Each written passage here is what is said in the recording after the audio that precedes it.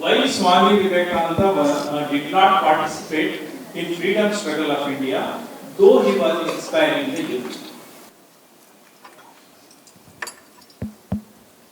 Today morning I made an indirect reference to it.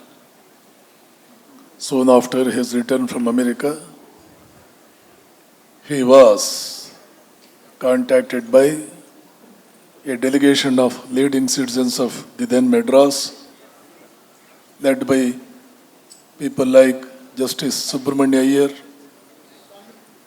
Parthasarathy Iyengar, Nanjun Rao, Balaji Rao, and all those people.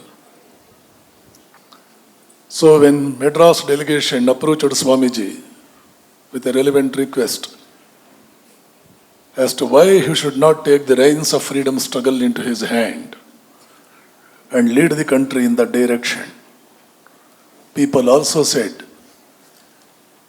if a man of your stature, your dynamism, your magnetism can lead freedom struggle, we have no doubt within no time we may get freedom also. Please, why don't you get us freedom? The reply that Vivekananda gave is historic and revolutionary, most apt and ever relevant. What he said was, you want freedom, I can get you tomorrow. Quote, I am quoting, you want freedom, I can get you tomorrow. But where are men in your country to preserve freedom, to make use of the fruits of the freedom and live like free citizens? Because freedom always has responsibility invariably attached to it. Only a man of responsibility,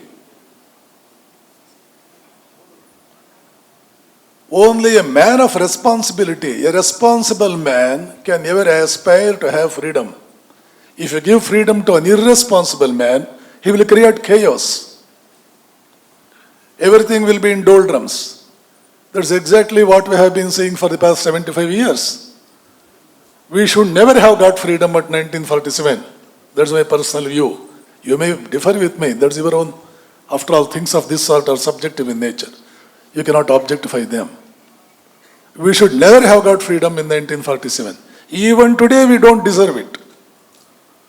Where is that sense of responsibility when you are moving through the streets like a responsible citizen? How much of traffic rule you follow? How much of justice the government is giving to the citizens? How many citizens are really living like citizen? Remember, there is a term also called as a denizen in English language, and citizen is different from that. Even today, 75 years, 80 years after freedom, we are not free citizens. We are still denizens. When this is the thing, what to speak of in 1897, when Vivekananda confronted this situation. So therefore, he was of the firmest conviction, unless and until men are created in a country,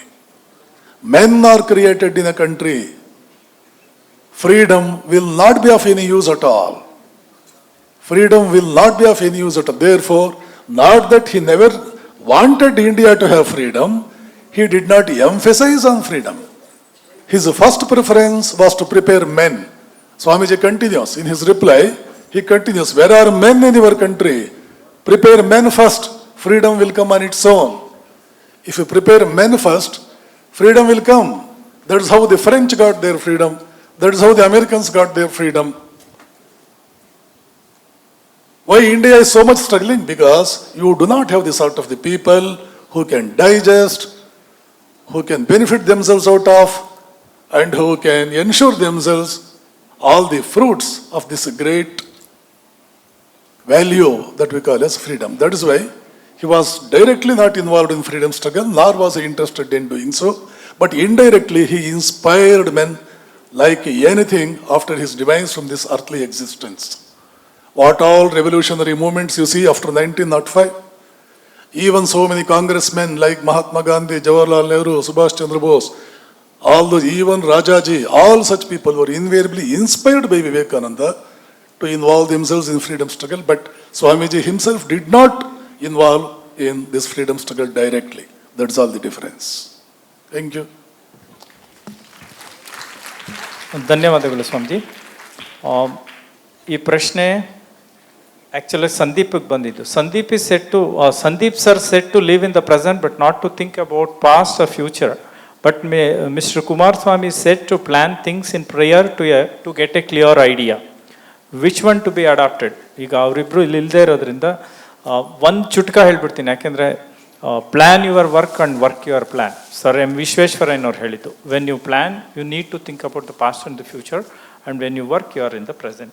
so will go to the direct philosophical questions. ನಾವು ಕೂಡ ವಿವೇಕಾನಂದರಂತೆ ಆಗಬೇಕಾದ್ರೆ ಏನು ಮಾಡಬೇಕು?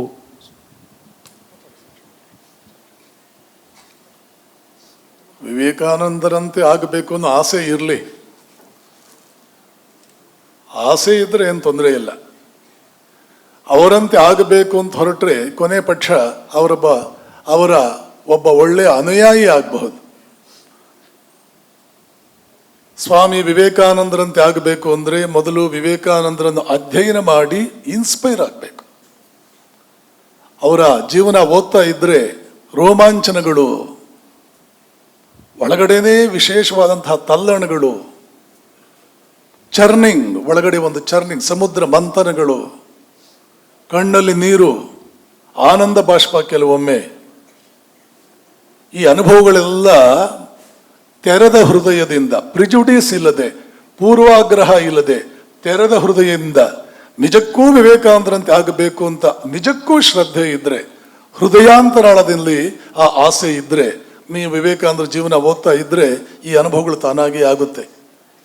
ಎಷ್ಟೋ ಹುಡುಗರು ಹೇಳ್ತಾರೆ, ಸ್ವಾಮೀಜಿ 2 ಪುಟಕ್ಕಿಂತ ಜಾಸ್ತಿ ಓದೋಕ್ಕಾಗಲ್ಲ. ಎಷ್ಟು ಕಷ್ಟಪಟ್ಟರು. ಬಿಜಾಪುರದಲ್ಲಿ ಒಬ್ಬಳು ಅಜ್ಜಿ ಹೇಳಿದ್ಲು, ಸ್ವಾಮೀಜಿ 1 ಪುಟ ಓದಿದ್ರೆ 2 ಸಲ ಅಳ್ತೀನಿ ನಾನು ವಿವೇಕಾನಂದರ ಜೀವನವನ್ನು, 1 ಪುಟ ಓದಿದ್ರೆ 2 ಸಲ ಅಳ್ತೀನಿ. ಬಿಜಾಪುರದಲ್ಲಿ ಅಜ್ಜಿ ಹೇಳಿದ್ಲು. ಯಾಕೆ? ಆ ಹೆಜ್ಜೆ ಹೆಜ್ಜೆಗೂ, every inch of the ground he had to earn through fierce battle. ಅಮೆರಿಕದಲ್ಲಂತೂ ಫಿಯರ್ಸ್ ಬ್ಯಾಟಲ್. ಹಾಗೆ ಅದ್ಭುತವಾದ ಧೀರ ಜೀವನ. ನನಗನ್ಸಿದ ಮಟ್ಟಿಗೆ ಪ್ರಪಂಚದ ಇತಿಹಾಸದಲ್ಲಿ ಎಲ್ಲ ಕ್ಷೇತ್ರಗಳಲ್ಲೂ ಕೂಡ ವಿರೋಧವನ್ನು ಎದುರಿಸಿ, ಎಲ್ಲ ಕ್ಷೇತ್ರಗಳಲ್ಲೂ ಗೆದ್ದು ಬಂದು, ಎಲ್ಲ ಕ್ಷೇತ್ರಗಳಲ್ಲೂ ಕೂಡ ಇವರ ಸಮಾನರು ಯಾರಿದ್ದಾರೆ ಅಂತ ನಮ್ಮಲ್ಲಿ ಒಂದು ಭಾವನೆ ಹುಟ್ಟಿಸುವಂತಹ ವ್ಯಕ್ತಿ ಸ್ವಾಮಿ ವಿವೇಕಾನಂದರನ್ನು ಬಿಟ್ಟರೆ ಬೇರೆ ಯಾರಾದರೂ ಇದ್ದಾರೆ ಅಂತ ನನಗನ್ಸಲ್ಲ. ಹಾಗಿದೆ ಅವರ ಜೀವನ. ಇನ್ನೊಬ್ಬ ವಿವೇಕಾನಂದ ಇದ್ದಿದ್ರೆ ಗೊತ್ತಾಗ್ತಿತ್ತು ಈ ವಿವೇಕಾನಂದ ಏನ್ ಮಾಡಿದಾನೆ ಅಂತ. ಸ್ವಯಂ ಅವರೇ ಹೇಳ್ತಾರೆ, ರಾಮಕೃಷ್ಣರೇ ಹೇಳ್ತಾ ಇದ್ರು, ಇಲ್ಲಿಗೆ ಎಷ್ಟೋ ಜನ ಬಂದಿದ್ದಾರೆ, ಆದ್ರೆ ನರೇಂದ್ರನಂಥವನು ಯಾರೂ ಬಂದಿಲ್ಲ. ಅಲ್ಲಿಗೆ ಯಾರ್ಯಾರೋ ಬಂದಿದ್ರು, ಶ್ರೀರಾಮಕೃಷ್ಣ ಹತ್ರ ಯಾರ್ಯಾರೋ ಬಂದಿದ್ರು, ಆದ್ರೆ ನರೇಂದ್ರನಂಥವನು, ಕುವೆಂಪು ಯಾರಿವನು? ಅಲ್ಯಾರು ಮಾತಾಡ್ತಾ ಇದ್ದಾರೆ.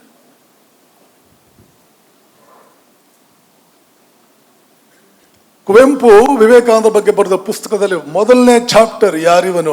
ಹೋದ ಕಡೆ ಎಲ್ಲೇ ಹೋಗಲಿ, ಅವರು ಕಾಲೇಜ್ ಸ್ಟೂಡೆಂಟ್ ಆಗಿದ್ದಾಗಲೇ ಪ್ರಿನ್ಸಿಪಾಲ್ ಹೇಳಿದ್ರು, I have worked in so many leading universities of the world, including some of the most reputed German universities.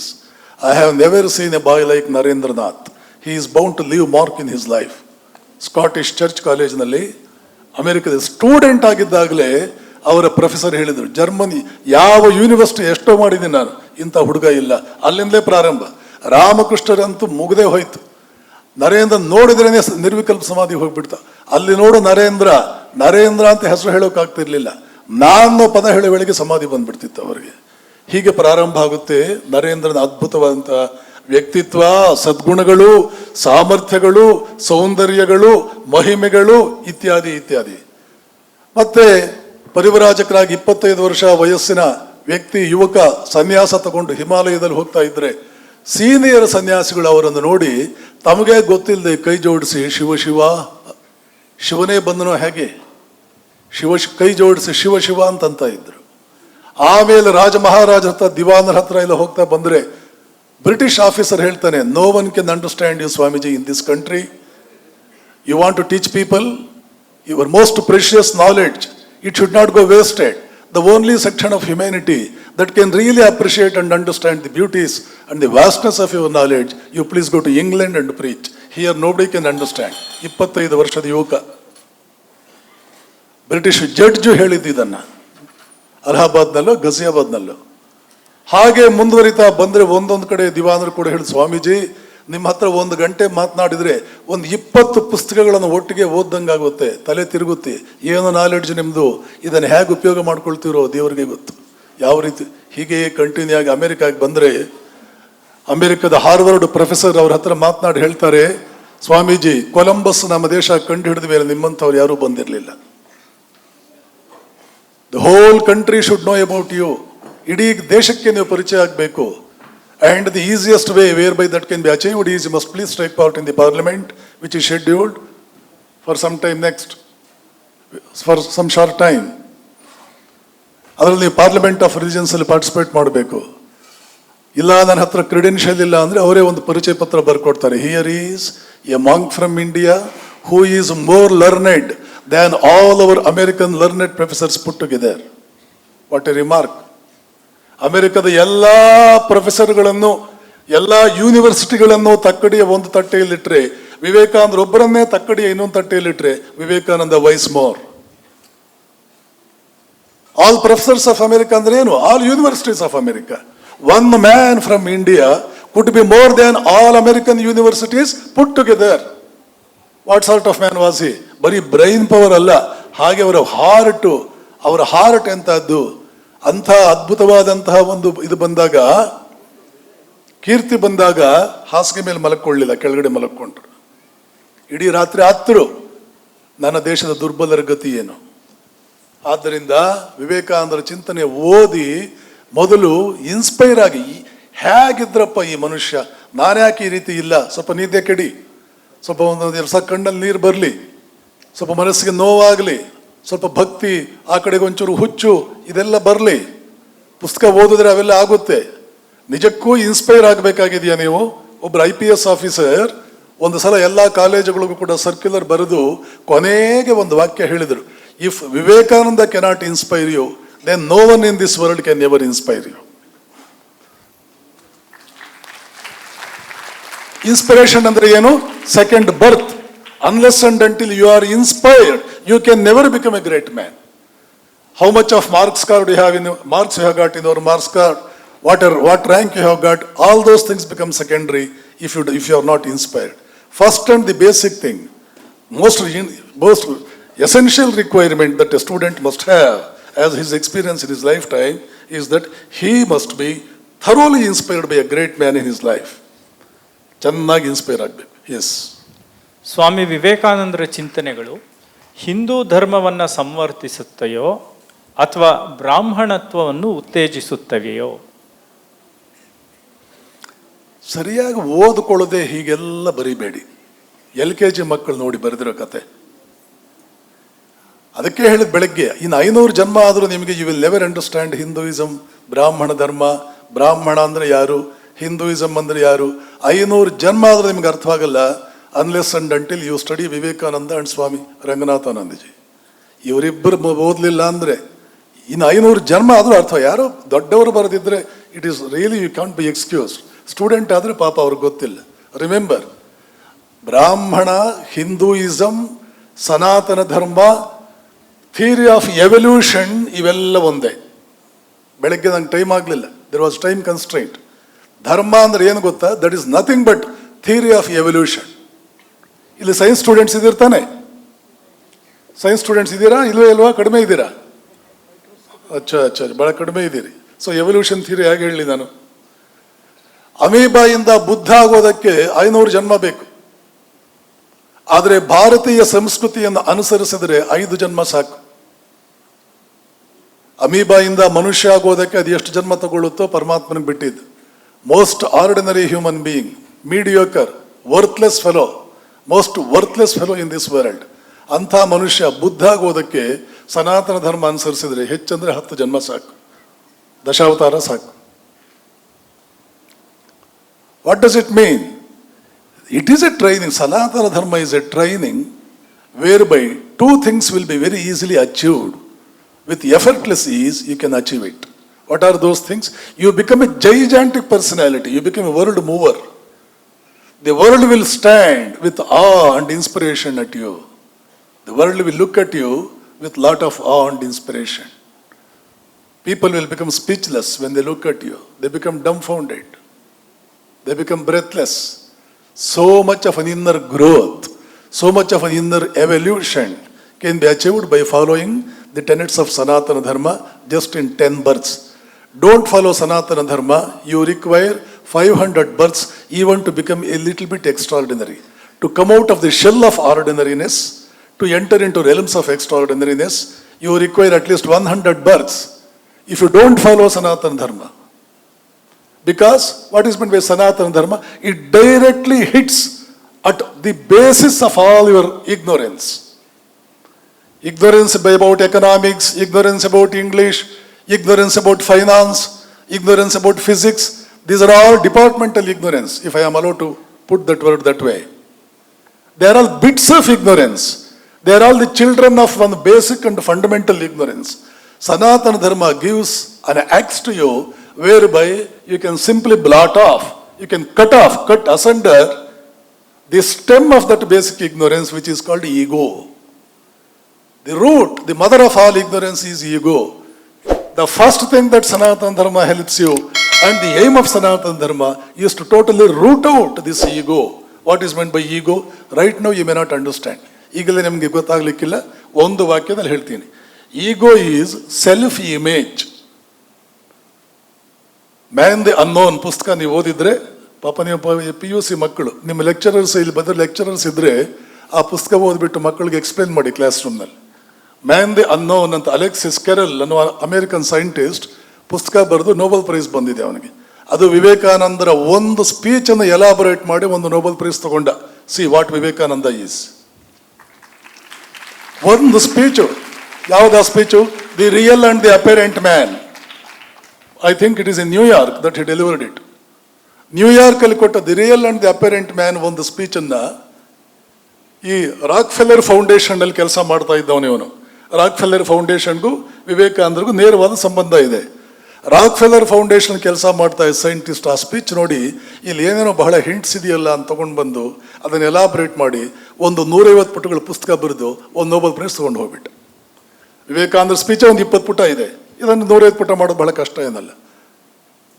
ಹಾಗೆ ಪ್ರತಿಯೊಬ್ಬರೂ ನಿಮ್ಮಲ್ಲಿ ನಿಮ್ಮ ಬಗ್ಗೆ ಒಂದು ಇಮೇಜ್ ಇದೆ. ನನ್ನ ಇಂಥ ಹುಡುಗ, ನಾನಿಂಥ ಹುಡುಗಿ, ಇಂಥವ್ರ ಮಗ, ಇಂಥವ್ರ ಮಗಳು, ಇಷ್ಟು ಎತ್ತರ, ಇಷ್ಟು ದಪ್ಪ, ಇಷ್ಟು ಇಂಟೆಲಿಜೆನ್ಸ್, ಇಷ್ಟು ಮಾರ್ಕ್ಸ್, ಇಷ್ಟು ರ್ಯಾಂಕ್, ಇವು Bengaluru, Mysuru. This is called self image. The image that you have about your own self. Remember, any self image that you have got is false. ತಪ್ಪದು. Then what is the real image? ಬೆಳಗ್ಗೆ ನಾನು ಹೇಳಿದೆ, you are ಬ್ರಹ್ಮನ್. ಬೆಳಗ್ಗೆ ನಾನು ಅದನ್ನು ಹೇಳಿದೆ. ಒಬ್ಬ ಸೈಂಟಿಸ್ಟ್ ಏನು ಹೇಳಿದ್ದಾನೆ, ಯಾವುದು fundamental the building material of the universe ಒಂದು ಹೇಳಿದವನು. ನಿಜಕ್ಕೂ ನೀವು ಯಾರು? You are the origin of the whole universe. In Indian parlance, religious parlance, we call it as Brahman. Brahma ಅಂತ ಕರಿತೀವಿ, ಅದೇ ಮೂಲ. ಯಥೋ ವಾಚೋ ನಿವರ್ತಂತೆ ಯಥೋ ವಾ ಇಮಾನಿ ಭೂತಾನಿ ಜಾಯಂತೆ ಯೇನ ಜಾತಾನಿ ಜೀವ. C, this is Upanishad. The origin of all the species, the origin of the universe, the real cosmology. Big Bang theory is not the real cosmology. Not Big Bang theory, modern physics. Real cosmology is Taittiriya Upanishad. ಎಲ್ಲಿಂದ ಎಲ್ಲ, ಯಾವುದರಿಂದ ಎಲ್ಲವೋ ಬಂದಿದೆಯೋ ತದ್ವಿಜಿಜ್ಞಾಸಸ್ವ. Let us discuss about that. ತತ್ ಬ್ರಹ್ಮೇತಿ, ಅದು Brahma. Brahma is a name. If you don't want to call it as Brahma, no, leave it. It's up to you. It's individual option. Call it alpha. No problem. Names don't make any difference. So adu neenu, that should be your image. That means all energies, all glories, all splendors, all beauties, all fame, all magnificence is already in you. In you, you have the root for all these things. In you, you have the origin of all these things. It is from you that the whole universe is emerging out. This is proved in India. This is proved by science even today. Quantum ಫಿಸಿಕ್ಸ್ನಲ್ಲಿ ಇದು ಕೂಡ ಒಂದು ಪಾಯಿಂಟೇ. Schrodinger's philosophy, Erwin Schrodinger, father of quantum physics, ಅವರು ಇದನ್ನೇ ಹೇಳೋದು. So ಇದಕ್ಕೆ ಇದು ನೀನು ಇದಲ್ಲ, ನೀನು ಈ ಕಡೆ ಬಾ ಅಂತ ಹೇಳುತ್ತೆ ಸನಾತನ ಧರ್ಮ. ಇದೆಲ್ಲ ನೀನು ಬೇಸಿಕ್ ಇಗ್ನೋರೆನ್ಸ್ಗೆ ಏಟ್ ಹಾಕು, ಆ ಬೇಸಿಕ್ ಇಗ್ನೋರೆನ್ಸ್ ಇಲ್ಲಿದೆ ನೋಡು ಅಂತ ಹೇಳುತ್ತೆ. No other dharma in this world, no other science in this world is able to say this. If at all they are saying, it is as a reflection of what is said in Sanatana Dharma. ಇದು ಹಿಂದೂ ಧರ್ಮ, ಇದು ಬೇಕೇ ಬೇಕು, ಇದಕ್ಕೆ ನಾನು ಹೋಗಬೇಕು, ಬೇರೆ ಎಲ್ಲ ಬಿಸಾಕ್ತೀನಿ, ಇದಕ್ಕಿಂತಲೂ ಇಂಪಾರ್ಟೆಂಟ್ ಯಾವುದಿದೆ ಅಂತ ಇದನ್ನು ಪ್ರಿಫರ್ ಮಾಡ್ತಾನಲ್ಲ ಅವನು ಬ್ರಾಹ್ಮಣ. ಡೊನಾಲ್ಡ್ ಟ್ರಂಪ್ ಪ್ರಿಫರ್ ಮಾಡ್ತಾನ, ಹಿ ಬಿಕಮ್ಸ್ ಬ್ರಾಹ್ಮಣ. ಡೊನಾಲ್ಡ್ ಟ್ರಂಪ್ ಪ್ರಿಫರ್ ಮಾಡ್ತಾನ, ಹಿ ಬಿಕಮ್ಸ್ ಬ್ರಾಹ್ಮಣ. ಬಾಂಗ್ಲಾ ಯೂನುಸ್ ಪ್ರಿಫರ್ ಮಾಡ್ತಾನ, ಹಿ ಬಿಕಮ್ಸ್ ಬ್ರಾಹ್ಮಣ. ಇನ್ಯಾರೋ ನಮ್ಮಲ್ಲೇ ಎಂತೆಂಥವರು ಅತಿರಥ ಮಹಾರಥರು, ಬಡವರ ಬಂಧುಗಳು, ಮಣ್ಣಿನ ಮಕ್ಕಳು ಅವರೆಲ್ಲ ಪ್ರಿಫರ್ ಮಾಡ್ತಾರ. The moment you become overwhelmed with the beauty of knowing who you are really and you are making an honest and sincere effort in that direction, immediately you become Brahmana. If you are a Muslim by birth, if you are a Christian by birth, you are a scheduled caste by birth, you are SC, ST, nothing will matter. The day you become very much interested, very much fascinated that you want to know your origin, your true nature, the truth about what you are, truth about your real nature, you become Brahmana. It is a level of culture. Not so much interested, you are interested in material luxury as well as in knowledge, then you become Kshatriya. No, I am interested only in money, you are a Vaishya. I am not interested in any of these things, I am interested in the freebies given by such and such a state government, then you become Shudra.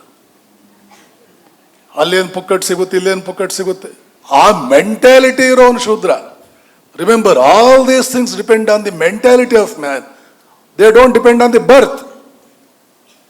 By birth, whatever you may be, Hinduism never cares for your birth.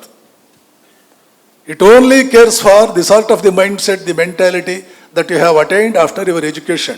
ಇವನು ಬ್ರಾಹ್ಮಣನ, ಇವನು ಕ್ಷತ್ರಿಯನ, ಇದನ್ನೆಲ್ಲ decide ಆಗ್ತಾ ಇದ್ದದ್ದು ಅವನ education ಮುಗಿದ ಮೇಲೆ. ಹುಟ್ಟುತ್ತಾ everybody is just a mass of flesh, nothing more than that. ಇದೆಲ್ಲ ಗೊತ್ತಿಲ್ಲ ಏನೇನು ಇವತ್ತು ಯಾರ್ಯಾರು ಬುದ್ಧಿಜೀವಿಗಳು ಅಂತ ಕರೆಸ್ಕೊಳ್ತಾರೆ, ಅವರಂತ ಬುದ್ಧಿಹೀನರು ಯಾರು ಇರಲ್ಲ. ಮತ್ತೊಬ್ಬ ಮೂರ್ಖ ಬರ್ತಾನೆ, ಏನೋ ಹೇಳ್ತಾನೆ, ನಾನೊಬ್ಬ ಕವಿನೋ ಕಪಿನೋ, ನಿನ್ನ ಬಾಯಿನಲ್ಲಿ ಬರೋದು ನೋಡ್ರಿ ನಿನ್ನ ಕಪಿ, ನನ್ನ ಕವಿ ಮಾಡಿದ್ದಾರೆ. Today India is a country where diamonds are dimmed and pebbles are polished. So many pebbles are there getting polished. Set of fools talk so many things. They know nothing of it. Okay. Swamiji, what is the significance of sacrifice in life? Sacrificing? Life. Why do you sacrifice? Why should you sacrifice? Live the life. Live the life as a great source of inspiration. Exhaust all your possibilities. How many possibilities are there? Vivekananda says, how many possibilities are lurking behind that human frame. Even gods become ashamed seeing your glory. Gods feel that inferiority complex seeing the glorious man. Live all those things. It is for that your life has to be meant, your life has to be dedicated. Why do you sacrifice? If at all you want to sacrifice, then join military and sacrifice your life for the sake of your motherland. If really you want to have some sacrifice in your life, be a scientist, put whole life into that and do something for your motherland, that way let it be sacrificed. You want to sacrifice, then sit for meditation. Don't get up till you get the darshan of your Ishtadeva, about whom you are meditating. Saintliness you want to have, a remarkable saint you want to become, fine, that way you have to sacrifice. Cross will say, a boy should marry at the age of 32, not till 31. Okay? From 13 to 19, ಆ 7 years ಅಲ್ಲಿ, 20 to 26, ಆ 6 years ಅಲ್ಲಿ, ಆ 27 ಇಂದ 32 ಏಜ್ಗೆ 5 years ಅಲ್ಲಿ ಬಹಳ ತಿಳ್ಕೊಂಡು, ಬಹಳ ಪರ್ಸನಾಲಿಟಿ ಡೆವಲಪ್ಮೆಂಟ್ ಮಾಡಿಕೊಂಡು ಯಾವ ಮಟ್ಟಕ್ಕೆ ಬರಬೇಕು ಮನುಷ್ಯ ಅಂತಂದ್ರೆ, at will I can achieve anything. At will I can achieve anything. Anyone can achieve anything. You know why? Taittiriya Upanishad will say, your brain is so powerful that it can get you minimum 8 Nobel Prizes. ಗೊತ್ತಾ? ಒಬ್ಬೊಬ್ಬರೂ ನೀವು ಕುಳಿತಿರೋರು ಇದ್ದೀರಲ್ಲ, ನಿಮ್ಮ ಒಬ್ಬೊಬ್ಬರ brain power 8 Nobel prize ಕೊಡುತ್ತೆ ನಿಮಗೆ, ಅಷ್ಟು powerful ಇದೆ. ಏನಾಗ್ತಾ ಇದೆ ಇವಾಗ ನಿಮ್ಮ ಲೈಫ್ಗೆ? ಎಷ್ಟು ಹಾಳಾಗ್ತಾ ಇದೆ, ಎಷ್ಟು ವೇಸ್ಟ್ ಆಗ್ತಾ ಇದೆ. ಒಂದು ನೋಬೆಲ್ ಪ್ರೈಸ್ ಬೇಡವಾ? ಒಂದೇ ಒಂದು ನೋಬೆಲ್ ಪ್ರೈಸ್ ಬೇಡವಾ? ಎಷ್ಟು ಕಾಂಪ್ಲೆಕ್ಸ್ಗಳು. ನಾನು ಹಳ್ಳಿ ಹುಡುಗ, ನಾನು ಕನ್ನಡ ಮೀಡಿಯಂ, ನಂದು ಸ್ಟೇಟ್ ಸಿಲೆಬಸ್ ಮಣ್ಣಂಗಟ್ಟೆ. ನಾವೆಲ್ಲ ಕನ್ನಡ ಮೀಡಿಯಂನಲ್ಲೇ ಓದು. ಏನಾಗಿದೆ ನಮ್ಮ ಇಂಗ್ಲೀಷ್ಗೆ? SLC ವರೆಗೂ ಕನ್ನಡ ಮೀಡಿಯಂ. ಹಳ್ಳಿ, ನಮ್ಮ ಶಾಲೆ ಟೋಟಲ್ ಸ್ಟ್ರೆಂತ್ 85. ಮಳೆ ಬಂದರೆ ರಜಾ, ಕ್ಲಾಸ್ನಲ್ಲಿ ಕೂತ್ರೆ ಇಲಿ ಹೆಗ್ಗಣ ಕಾಲ ಮೇಲೆ ಓಡಾಡೋದು. ಅಂಥ ಶಾಲೆಗಳು, ಹಳ್ಳಿಗಳು. What has happen to our English? Where does the shoe pinch? Where is shoe pinching? Where is the crux of the problem? Remember, have that fire. ಒಳಗಡೆ ಫೈರ್ ಇಟ್ಕೊಳ್ಳಿ. Shakespeare should be ashamed seeing my English. Let that be something that you are breathing every day. Shakespeare should be ashamed seeing the way I speak English. Milton should be ashamed the way I write my compositions. William Blake must learn something from me. Because you are an Indian. You are an Indian. ಅಮೆರಿಕದ ಯಾವುದೇ ಸ್ಕೂಲಿಗೆ ಹೋಗಿ, out of 10 toppers, 8 toppers are Indian boys and Indian girls. You know it? Go to any school. 15 times I have been to America. ಇಲ್ಲಿ ಕೂತ್ಕೊಂಡೇನೋ ನಿಮ್ಗೇನೋ ಚಂದಮಾಮ ಕತೆ ಹೇಳ್ತಾ ಇಲ್ಲ. 15 times. Me and Swami Vireshwananda, several times we have gone out of India. At least a dozen. I have not put a count of it. At least dozen times, minimum dozen times. Is it not enough for me to come to know what sort of things are taking place, how things are prevailing in American academic systems? ಎಷ್ಟು ಯೂನಿವರ್ಸಿಟಿಗಳಲ್ಲಿ ಮಾತಾಡಿದ್ದಾರೆ, ಎಷ್ಟು professors Indians ಜೊತೆ ಮಾತಾಡಿಲ್ಲ. ನಮ್ಮ hostel old students ಎಷ್ಟೋ professors ಇದ್ದಾರೆ. I will have always a very lively discussion, open heart discussion with them all. We enter into all sorts of subtleties pertaining to academic performances, the subtleties, the drawbacks, the hurdles, etc. Every aspect of the problem as well as the plus point that Indian generation has got there. All those things we discuss. ಇಷ್ಟೆಲ್ಲ brain ಇಟ್ಕೊಂಡು ಏನಾಗ್ತಾ ಇದೆ ನಿಮ್ಮಲ್ಲಿ? ಏನಾದರೂ ಸಾಧಿಸಬೇಕು. 31ನೇ ವರ್ಷ, 32 ವರ್ಷ ಆದಮೇಲೆ ಜಗತ್ತಿನ ಶ್ರೇಷ್ಠ ಸೌಂದರ್ಯವತಿಯರು ಒಂದು 100 ಜನ ಕ್ಯೂ ನಿಂತ್ಕೊಳ್ಳಿಲ್ಲ ಅಂದರೆ ನಾನೊಬ್ಬ ಗಂಡುಸ ಅನ್ನೋ ಗಂಡಸ್ತನ ಇರಬೇಕು. ಪ್ರಪಂಚದ ಶ್ರೇಷ್ಠ ಸುಂದರಿಯರು ಒಂದು 100 ಜನ ಕ್ಯೂ ನಿಂತ್ಕೋಬೇಕು. ನಾನು ಸೆಲೆಕ್ಟ್ ಮಾಡ್ಕೋಬೇಕು. ಹಲ್ಲಿಗಿಂಜಿಕೊಂಡು ಹೋಗೋದಲ್ಲ. ಇವಾಗ ಹಲ್ಲಿಗಿಂಜಿಕೊಂಡು ಹೋಗೋದಲ್ಲ.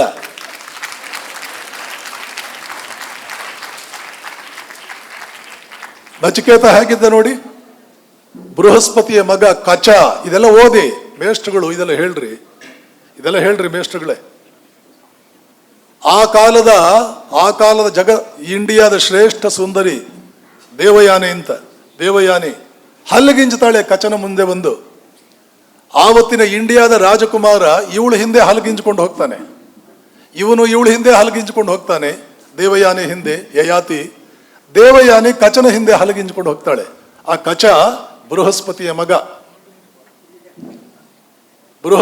ತಪಸ್ವಿಯ ಮಗ. ಯಯಾತಿಗೆ, ದೇವಯಾನಿಗೆ ಹೇಳ್ದ, I will kick you out, get out from here. ಯಾರು ನೀನು ಸುಂದರಿ ಇದ್ರೆ ಅವನ ಮುಂದೆ ತೋರಿಸ್ಕೋ, ನನ್ನ ಮುಂದೆ ನೀನು ಆಟ ನಡೆಯಲ್ಲ. ಅರ್ಜುನ, ಊರ್ವಶಿಯನ್ನ ಗೆಟ್ ಔಟ್ ಅಂದ. ಅದು ಬೇರೆ ಕತೆ. ನಚಿಕೇತ, ಓಕೆ, ಇದೆಲ್ಲ ಯಾವುದನ್ನೇ ತಗೊಳ್ಳಿ. Where is the best example? That of Narendranath, that of Vivekananda.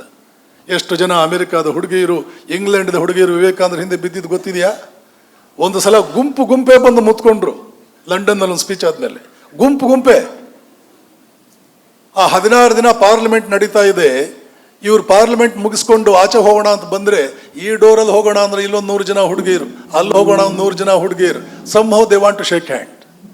ಇವ್ರನ್ನ ಅವಾಯ್ಡ್ ಮಾಡೋಣಪ್ಪ, ಏನ್ ದಿನ ಗಂಟು ಬೀಳ್ತಾರಲ್ಲ ಇವ್ರನ್ನ ಅವಾಯ್ಡ್ ಮಾಡೋಣ ಅಂತ ಹೇಳಿ ಡೆಲಿಬ್ರೇಷನ್ಸ್ ಎಲ್ಲ ಮುಗಿದ್ರು ಇನ್ನೂ ಒಂದು 10-15 ನಿಮಿಷ ಕುರ್ಚಿಲೆ ಕೂತ್ಕೊಂಡ್ಬಿಡೋರು ಸ್ಟೇಜ್ ಮೇಲೆ. ಅವ್ರು ಹೋಗ್ಲಿ, ಇವರೆಲ್ಲ ಹೋಗ್ತಾರ ಅವರು. ಇಂಥ ವಿವೇಕಾನಂದರು 3-3.5 ವರ್ಷ ಅಮೆರಿಕದಲ್ಲಿದ್ದಾಗ ಒಂದು ಸ್ವಲ್ಪ ಏನೋ ಹೇಳ್ತಾರೆ, I have never allowed an obscene idea even to enter into my brain. ಒಂದು ಅಶ್ಲೀಲ ವಾಕ್ಯ, ಥಾಟ್ ಒಂದು ಚಿಂತನೆ ನನ್ನ ಬ್ರೈನ್ ಒಳಗಡೆಗೆ ಎಂಟರ್ ಆಗೋದಕ್ಕೆ ನಾನು ಬಿಡಲಿಲ್ಲ. ಅವರ ಅಮ್ಮ ಕೊಟ್ಟ ಟ್ರೈನಿಂಗ್ ಅದು, ರಾಮಕೃಷ್ಣರು ಕೊಟ್ಟ ಟ್ರೈನಿಂಗ್ ಅದು. ತಾಯಂದಿರು ಮಕ್ಕಳಿಗೆ ಈ ಟ್ರೈನಿಂಗ್ ಎಲ್ಲ ಕೊಡಬೇಕು. ಬ್ರಹ್ಮಚರ್ಯದಿಂದ ಇನ್ನಿಲ್ಲದ ಶಕ್ತಿಗಳು ಒಳಗಡೆಯಿಂದ ಬರುತ್ತವೆ. ಆದ್ದರಿಂದಲೇ ವಿವೇಕಾನಂದ ಇಷ್ಟು ದಪ್ಪ encyclopaedia. Can anyone imagine that it's possible for one to understand the contents of the book even in one whole birth? Can you understand the contents, the whole birth of you? One single Shishya adne helda. Each book requires at least half a dozen births to understand them. ಅರ್ಧ dozen berths ಬೇಕು ಈ ಪುಸ್ತಕ ಅರ್ಥ ಮಾಡ್ಕೊಳ್ಳೋಕೆ ಶಿಷ್ಯ ಹೇಳಿದ್ರೆ. Vivekananda took him to task. He said, "Fool of an ass, what are you speaking? Within 1 month, I have digested all the 12 volumes of it. Ask me any question that you want about any volume, about any subject." And he did ask. Shishya did ask questions, and Swamiji came out with most flying colors.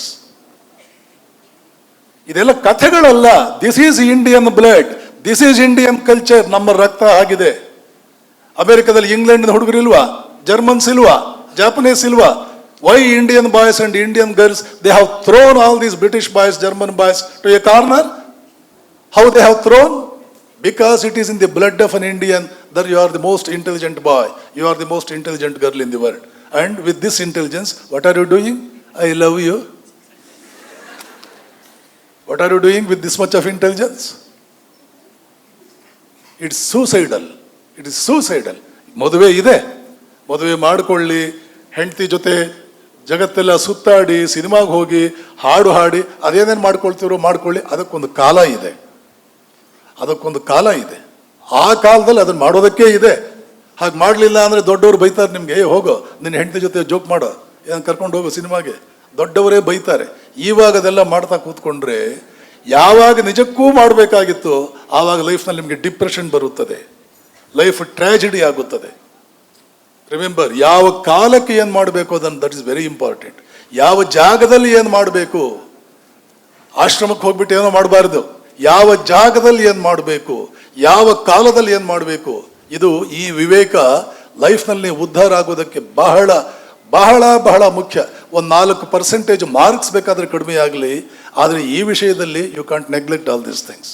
They are very important. Swamiji, why should we even need more inventions when we already filled with all the luxuries? Invention is not for the sake of luxury. Remember, invention always comes out as a result of your passion for knowing more and more of the secrets that nature has in its womb. Invention is the greatest of all luxuries. No luxury is greater than the luxury of knowledge. ನಾಲೆಡ್ಜ್ಗಿಂತ ದೊಡ್ಡ luxury ಜಗತ್ತಿನಲ್ಲಿ ಯಾವುದಿಲ್ಲ. ಒಂದು ವಿವೇಕಾನಂದ, ಒಂದು ಶಂಕರಾಚಾರ್ಯ, ಒಂದು Krishna, they always lived like the illustration of this great philosophy. Krishna ಹೇಳ್ತಾನೆ, ನಹಿ ಜ್ಞಾನೇನ ಸದೃಶಂ, ಜ್ಞಾನಕ್ಕೆ ಸಮಾನವಾದ ಯಾವುದೂ ಇಲ್ಲ. ನಹಿ ಜ್ಞಾನೇನ ಸದೃಶಂ. ಅಂಥ ಕೃಷ್ಣ ಏನು ಕಡಿಮೆ ಇತ್ತು, ವಿವೇಕಾನಂದ ಹಾಗೇನೆ ಅವನು ಕೂಡ. ಆದರೆ ಅವನ ಜ್ಞಾನಕ್ಕೆ ಕೊಟ್ಟ ಮಹತ್ವ ಯಾವುದಕ್ಕೂ ಕೊಡಲಿಲ್ಲ. ಸೊ ಆಲ್ವೇಸ್ ಇದರ ಹಿಂದೆ ಏನಿರಬಹುದು, ಇದರ ಹಿಂದೆ ಏನಿರಬಹುದು, ಇದರ ಹಿಂದೆ ಏನಿರಬಹುದು, ನನ್ನ ಒಳಗಡೆ ಏನೇನಿರಬಹುದು, ನನ್ನ ಒಳಗಡೆ ಎಷ್ಟು ಪವರ್ಸ್ ಇರಬಹುದು ನಾನು ನೋಡಬೇಕು. ಮೆಡಿಟೇಷನ್ ಮಾಡಲೇಬೇಡಿ. ನಿಮ್ಮ ಒಳಗಡೆ ಏನೇನಿದೆ, ಏನೇನು ಡೈಮಂಡ್ ಮೈನ್ಸ್ ಇದೆ, ವಜ್ರದ ಗಣಿ ಇದೆ, ಬಂಗಾರದ ಗಣಿ ಇದೆ, ಏನೇನು ಶಕ್ತಿಗಳಿದೆ, ಎಷ್ಟು ಬುದ್ಧಿ ಇದೆ, ಎಷ್ಟು ಶಾರ್ಪ್ ಬ್ರೈನ್ಗಳೆಲ್ಲ ಒಳಗಡೆ ಇದೆ, ಅದನ್ನು ಹುಡುಕ್ಬೇಕು. ಅದನ್ನು ನನ್ನ ಕೈನಲ್ಲಿ ಹಿಡ್ಕೊಂಡು ಬರಬೇಕು. ಆ ವಿಚಾರಕ್ಕಾದರೂ ಒಳಗಡೆ ಹೋಗಿ. ಒಂದು ದಿನ ಅದ್ಭುತ ವ್ಯಕ್ತಿ ನೀವಾಗ್ತೀರಿ. The more you enter into your self, the greater you become. Because the more you enter into yourself, more powerful your brain will become. More expanded your heart will become. More focused you will become. More concentrated your mind will become. Everything depends upon your ability to penetrate into your inner recesses. Yes, next. Swamiji, how can we develop a strong character at the root level amidst this education system?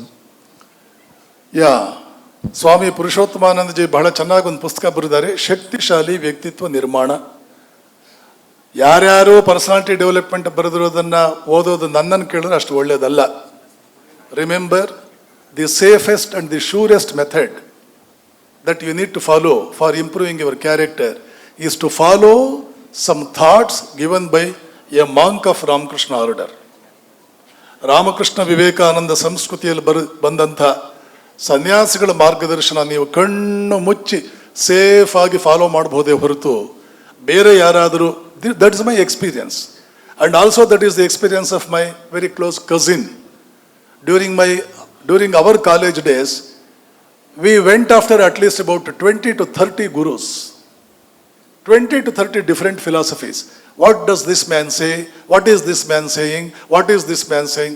Ultimately, I settled down to Vivekananda and he settled down to Upanishads. ಯಾರ್ಯಾರೋ ಏನೇನೋ ಹೇಳ್ತಾರೆ, ಅವ್ರದ್ದು ತಪ್ಪು ಅಂತ ನಾನು ಹೇಳಲ್ಲ. They do not have that universal appeal. ಯಾರಿಗೂ ಎಲ್ಲರಿಗೂ ಬ್ಯೂಟಿಫುಲ್ ಇದು ಅನ್ನುವ universal appeal, it is there in the thoughts of Ramakrishna and Vivekananda. Therefore I say, follow Vivekananda's thoughts, follow Ranganathananji's thoughts, and follow the thoughts given by or written by any monk in the Ramakrishna Vivekananda movement. ಶಕ್ತಿಶಾಲಿ ವ್ಯಕ್ತಿತ್ವ ನಿರ್ಮಾಣ ಅಂತಿದೆ. ಗಟ್ಟಿಯಾದ ಶರೀರ, sharp ಆದ brain, expensive heart ಮತ್ತು ಅನ್ಯಾಯದಿಂದ ಯಾವುದನ್ನೂ ಜೀವನದಲ್ಲಿ ಪಡ್ಕೊಳ್ಳೋದಿಲ್ಲ ಅನ್ನೋ ಲೈಫ್ನಲ್ಲಿ ಒಂದು ಕಮಿಟ್ಮೆಂಟ್, ಈ ನಾಲ್ಕಿದ್ರೆ ನಿಮಗೆ ಕ್ಯಾರೆಕ್ಟರ್ ಬಂತು, ಒಳ್ಳೆ ಕ್ಯಾರೆಕ್ಟರ್ ಬಂತು ಅಂತಲೇ ಅರ್ಥ. That is the gist of it. Thank you. ಧರ್ಮ ಮತ್ತು ವಿದ್ಯೆ ಇವುಗಳಲ್ಲಿ ಯಾವುದು ಶ್ರೇಷ್ಠ ಮತ್ತು ಮುಖ್ಯ ಅಂತ ನೋಡಿ. ಮತ್ತೆ ಇದೇ ಉತ್ತರ ರಿಪೀಟ್ ಆಗುತ್ತೆ. ಧರ್ಮ ಅನ್ನೋದ್ರ ಬಗ್ಗೆ ನಮ್ಮ ಮಕ್ಕಳಿಗೆ ಮನೆಯಲ್ಲಾಗಲಿ ಶಾಲೆಯಲ್ಲಾಗಲಿ ಸ್ಪಷ್ಟವಾದ ತಿಳುವಳಿಕೆ ಬರ್ತಾ ಇಲ್ಲ. ರೈಚುಯಸ್ನೆಸ್ ಯಾವುದನ್ನು ನಾವು ಸನ್ನಡತೆ, ಸದ್ವಿಚಾರ, ಸನ್ಮಾರ್ಗದಲ್ಲಿ ನಮ್ಮ ಪಯಣ ಅಂತ ಕರಿತೀವೋ, ಧಾರಣಾತ್ ಇತಿ ಧರ್ಮ. ಯಾವುದು ಧರಿಸಲು ಯೋಗ್ಯವೋ ಅದು ಧರ್ಮ. ನಮ್ಮ ಶರೀರಕ್ಕೆ ಒಳ್ಳೆ ಬಟ್ಟೆ ಧರಿಸ್ತೀವಿ, ಅದು ನಮಗೆ ಪೋಷಾಕಿನ ದೃಷ್ಟಿಯಲ್ಲಿ ಇಷ್ಟ. ನಮ್ಮ ಜೀವನದಲ್ಲಿ ಯಾವ್ಯಾವ ಸದ್ಗುಣಗಳನ್ನು ಬೆಳೆಸ್ಕೊಳ್ತೀವಿ, ಯಾವುದು ಶ್ರೇಯಸ್ಕರವಾದದ್ದು, ಅದರ ಬಗ್ಗೆ ಹೆಚ್ಚು ಗಮನ ಕೊಡೋದು ನಮ್ಮನ್ನು ಧಾರ್ಮಿಕವಾದ ಬದುಕಿನತ್ತ ಪ್ರೇರೇಪಿಸುತ್ತೆ. ಅದನ್ನು ನೆನ್ಪಿಟ್ಕೊಳ್ಳಿ. ಧಾರ್ಮಿಕ ಆಚರಣೆಗಳು ಬೇರೆ, ಧರ್ಮ ಬೇರೆ. ಊಟ ಮಾಡೋದು ಒಂದು ಆಚರಣೆ. ಮಾಡಿದ ಊಟವನ್ನು ಜೀರ್ಣಿಸ್ಕೊಂಡು ಶಕ್ತಿಯಾಗಿ ಪರಿವರ್ತಿಸ್ಕೊಳ್ಳೋದು ಮತ್ತು ಗಳಿಸಿದ ಶಕ್ತಿಯನ್ನು ಯೋಗ್ಯ ರೀತಿಯಲ್ಲಿ ಬಳಸುವಂಥದ್ದು ಧರ್ಮ. ಹಾಗಾಗಿ ವಿದ್ಯೆ ಅಂತಂದರೆ ಎಲ್ಲ ಅಜ್ಞಾನದಿಂದ ನಿವೃತ್ತಿ. ಪರೀಕ್ಷೆ ಪಾಸ್ ಮಾಡೋದಷ್ಟೇ ಅಲ್ಲ, ಎಲ್ಲ ಅಜ್ಞಾನದಿಂದ ನಿವೃತ್ತಿಯೇ ಶಿಕ್ಷಣ, ವಿದ್ಯೆ. ಸಾ ವಿದ್ಯಾ ಯಾ ವಿಮುಕ್ತಯೇ. ಹಾಗಾಗಿ ಧರ್ಮದ ಬಗ್ಗೆ ಬಹಳ ವಿಶೇಷವಾದ ವ್ಯಾಖ್ಯಾನ ಇದೆ, ಬ್ರೀಫಾಗಿ ಹೇಳ್ಬಿಡ್ತೀನಿ.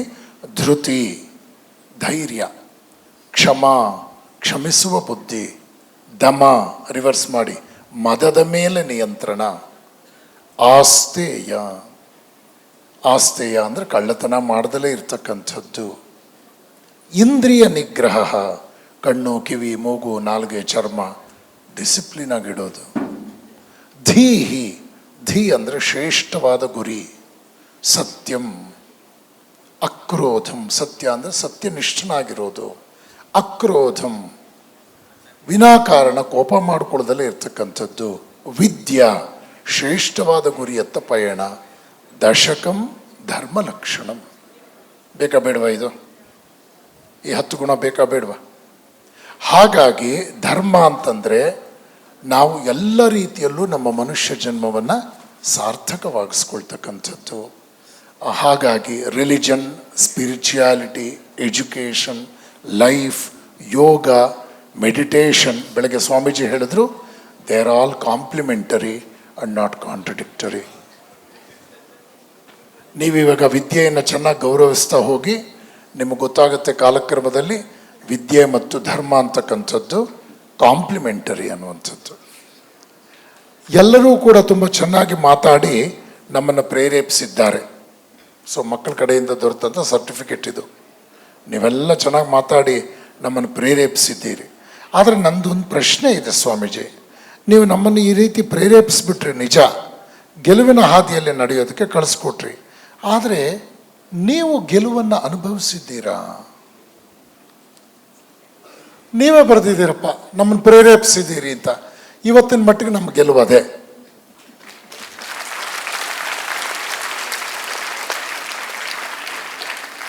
ಈ ಪ್ರಶ್ನೆ ಕೇಳೋಷ್ಟು ಮಟ್ಟಿಗೆ ನಾವು ಪ್ರೇರೇಪಿಸಿದೀವಾ ಇಲ್ವಾ?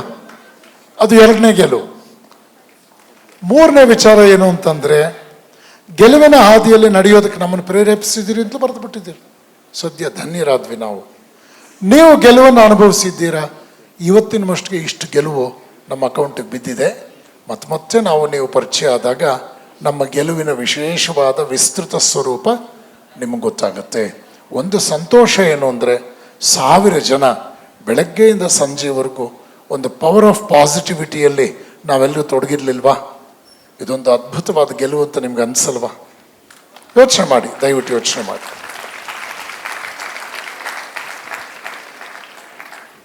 How do you define a successful man? What is the true meaning of life? What is the most important, being successful or being happy? How to lead a life of honor? ಎಲ್ಲ complimentary ಆಗಿದೆ. ಸ್ವಾಮಿ ವಿವೇಕಾನಂದರು ಹೇಳ್ತಾರೆ what is life ಅನ್ನೋದಕ್ಕೆ. ಕೇಳಿಸ್ಕೊಳ್ಳಿ ನೋಡಿ, tag ಎಸೆಯೋದು ಎಲ್ಲ ಮಾಡ್ತಾ ಇದ್ದಾರೆ, ಬ್ಯಾಡ್ಜ್ ಎಲ್ಲ ಎಸೆಯೋದು ಎಲ್ಲ ಮಾಡ್ತಾ ಇದ್ದಾರೆ. ಹಾಗೆ ಮಾಡಬಾರ್ದು. ಈ ಕಡೆ ಗಮನಿಸಿ, ಇನ್ನು 5-6 ನಿಮಿಷದಲ್ಲಿ ಕಾರ್ಯಕ್ರಮ ಮುಗಿಯುತ್ತೆ. Life is the unfoldment and development of a being under the circumstances tending to press it down. ಒಂದು ಸಣ್ಣ ಎಕ್ಸಾಂಪಲ್ ಕೊಡ್ತೀನಿ ನಿಮಗೆ. ಯಾವುದೇ ಪದಾರ್ಥವನ್ನು ಮೇಲಕ್ಕೆ ಎಸೆದ್ರೆ ಏನಾಗುತ್ತೆ? ಕೆಳಗಡೆ ಬೀಳುತ್ತೆ, ಬಿಕಾಸ್ ಆಫ್ ಗ್ರಾವಿಟೇಷನಲ್ ಫೋರ್ಸ್. ಆದರೆ ಒಂದು ಸ್ಯಾಟಲೈಟ್ ಲಾಂಚ್ ಮಾಡಿದಾಗ ಬೀಳಲ್ಲ. ಯಾಕೆ? ಎಸ್ಕೇಪ್ ವೆಲಾಸಿಟಿ ಕೇಳಿದಿರ್ತಾನೆ. ನಾನು ಎಸ್ಕೇಪ್ ವೆಲಾಸಿಟಿ ಬಗ್ಗೆ ಹೇಳ್ತಾ ಇದ್ದೀನಿ, ಎಸ್ಕೇಪಿಸಮ್ ಬಗ್ಗೆ ಅಲ್ಲ. Escape velocity how much it is? 9.81 kilometers per second square. See, when an object is accelerated with a velocity called escape velocity, it can overcome the effect of gravitational force. Ordinary ಸ್ಪೀಡ್ನಲ್ಲಿ ವಸ್ತುವನ್ನು ಮೇಲಕ್ಕೆ ಎಸೆದ್ರೆ ಅದು ಖಂಡಿತ ನೆಲದ ಮೇಲೆ ವಾಪಸ್ ಬೀಳುತ್ತೆ.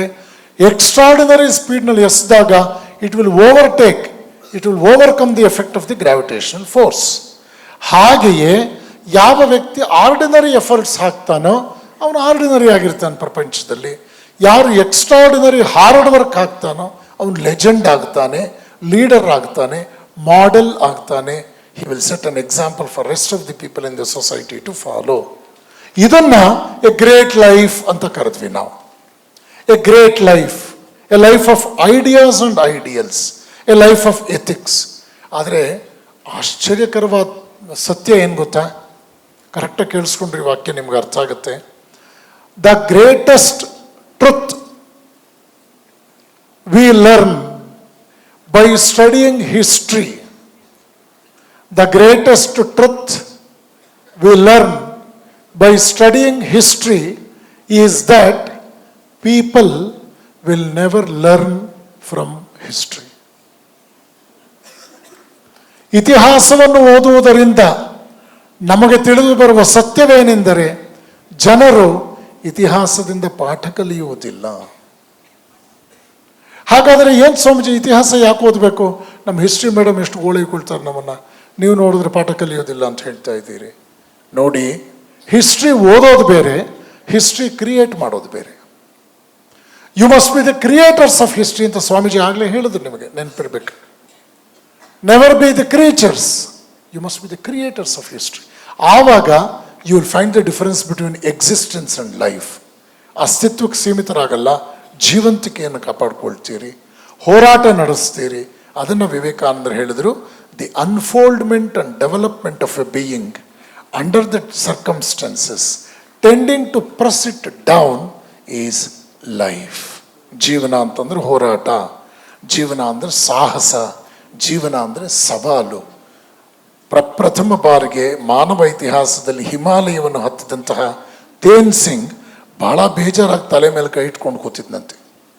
ಜನ ಕೇಳಿದ್ರಂತೆ, ಯಾಕೋ ಪ್ರಪಂಚದಲ್ಲಿ ಇಲ್ಲಿವರೆಗೂ ಸಾಧಿಸಿರೋದನ್ನು ನೀನು ಸಾಧಿಸಿದೀಯಾ, ತಲೆ ಮೇಲೆ ಕೈ ಇಟ್ಕೊಂಡ ಕೂತಿದ್ಯಾ? ಅವನು ಹೇಳಿದಂತೆ, ನಾನು ಜಗತ್ತಿನ ಭೂಪಟ ಎಲ್ಲ ನೋಡಿದೆ, ಹಿಮಾಲಯಕ್ಕಿಂತಲೂ ದೊಡ್ಡ ಬೆಟ್ಟ ಹತ್ತಬೇಕು ಅಂತ ನನಗೆ ಆಸೆ ಇತ್ತು. ಆದರೆ ದೇವ್ರು ಇಷ್ಟು ಚಿಕ್ಕ ಇಂಜಿನಿಯರ್ ಅಂತ ನನಗೆ ಗೊತ್ತಿರಲಿಲ್ಲ. ಅವನು ಸೃಷ್ಟಿ ಮಾಡಿರೋ ಪರ್ವತಗಳಲ್ಲಿ ಹಿಮಾಲಯವೇ ದೊಡ್ಡದಂತೆ. ಗಾಡ್ ಡಿಸಪಾಯಿಂಟೆಡ್ ಮೀ ಅಂದಂತೆ. ನೀವು ನಾನು ಎಷ್ಟು ಕೂಡಿದ್ರೂ ಬರ್ತಾ ಇಲ್ಲ 35. ಅವನು ಯಾರೋ ಪುಣ್ಯಾತ್ಮನ ಕೈಗೆ ನನ್ನ ಪೇಪರ್ ಸಿಕ್ಕಿ 39 ಬಂದ್ಬಿಟ್ಟಿದೆ. I am the happiest luckiest person. ಎಷ್ಟು ಖುಷಿ ಪಡ್ತೀವಿ. ಈ ಚಪ್ಪಾಳೆ ಯಾಕೆ? ಆ ಗುಂಪಿನವರ ನೀವು? ನೋಡಿ, ಯೋಚನೆ ಮಾಡಿ, ಜಗತ್ತಿನ ಅತ್ಯಂತ ದೊಡ್ಡ ಪರ್ವತವನ್ನು ಹತ್ತದಂತಹ ನಮ್ಮ ಏನ್ ಸಿಂಗ್ ಹೇಳ್ತಾನೆ, God disappointed me. Second question, how do you define a successful man?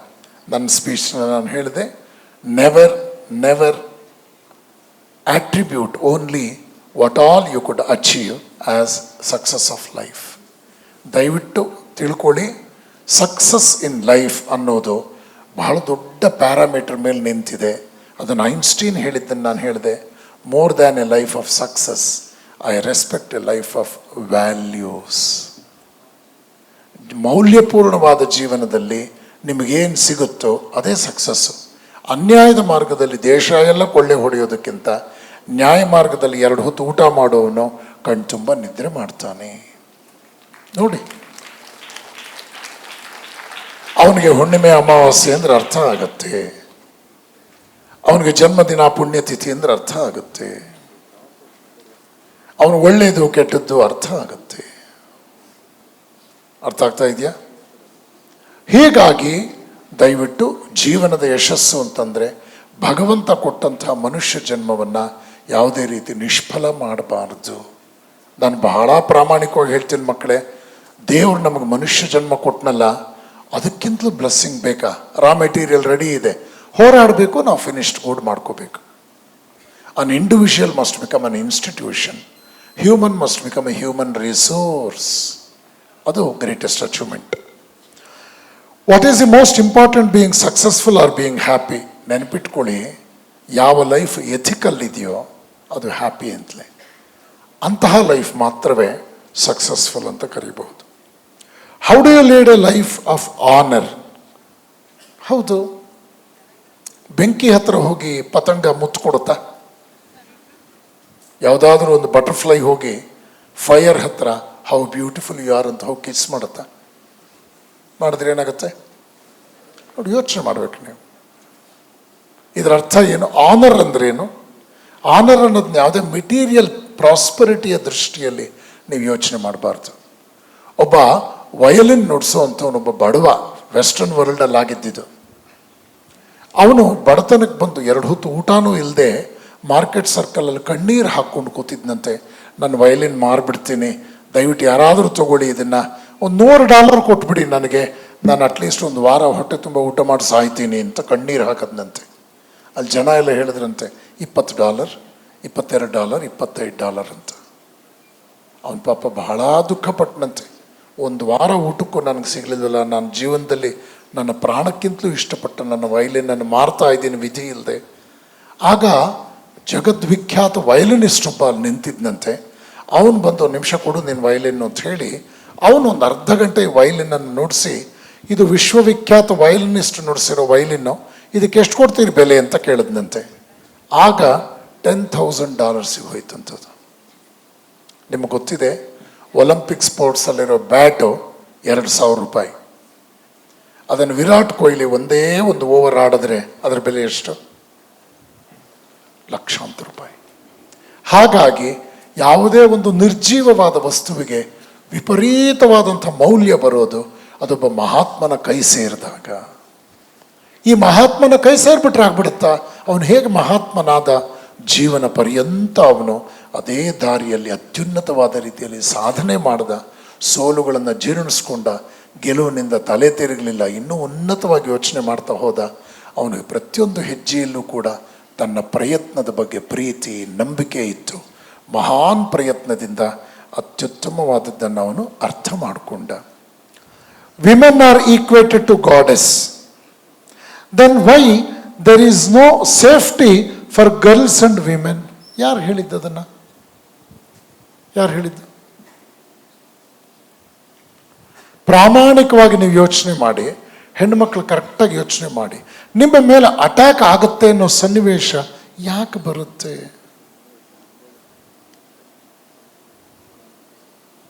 ಹೆಣ್ಮಕ್ಕಳಾಗಿ ನೀವು ನಿಮ್ಮನ್ನು ನೀವು ಪ್ರೊಟೆಕ್ಟ್ ಮಾಡೋ ವಿಷಯದಲ್ಲಿ, ಮಾಡ್ಕೊಳ್ಳೋ ವಿಷಯದಲ್ಲಿ ಎಷ್ಟು ಮಟ್ಟಿಗೆ ಎಚ್ಚೆತ್ತ ಜೀವನ ನಡೆಸ್ತಾ ಇದ್ದೀರಿ?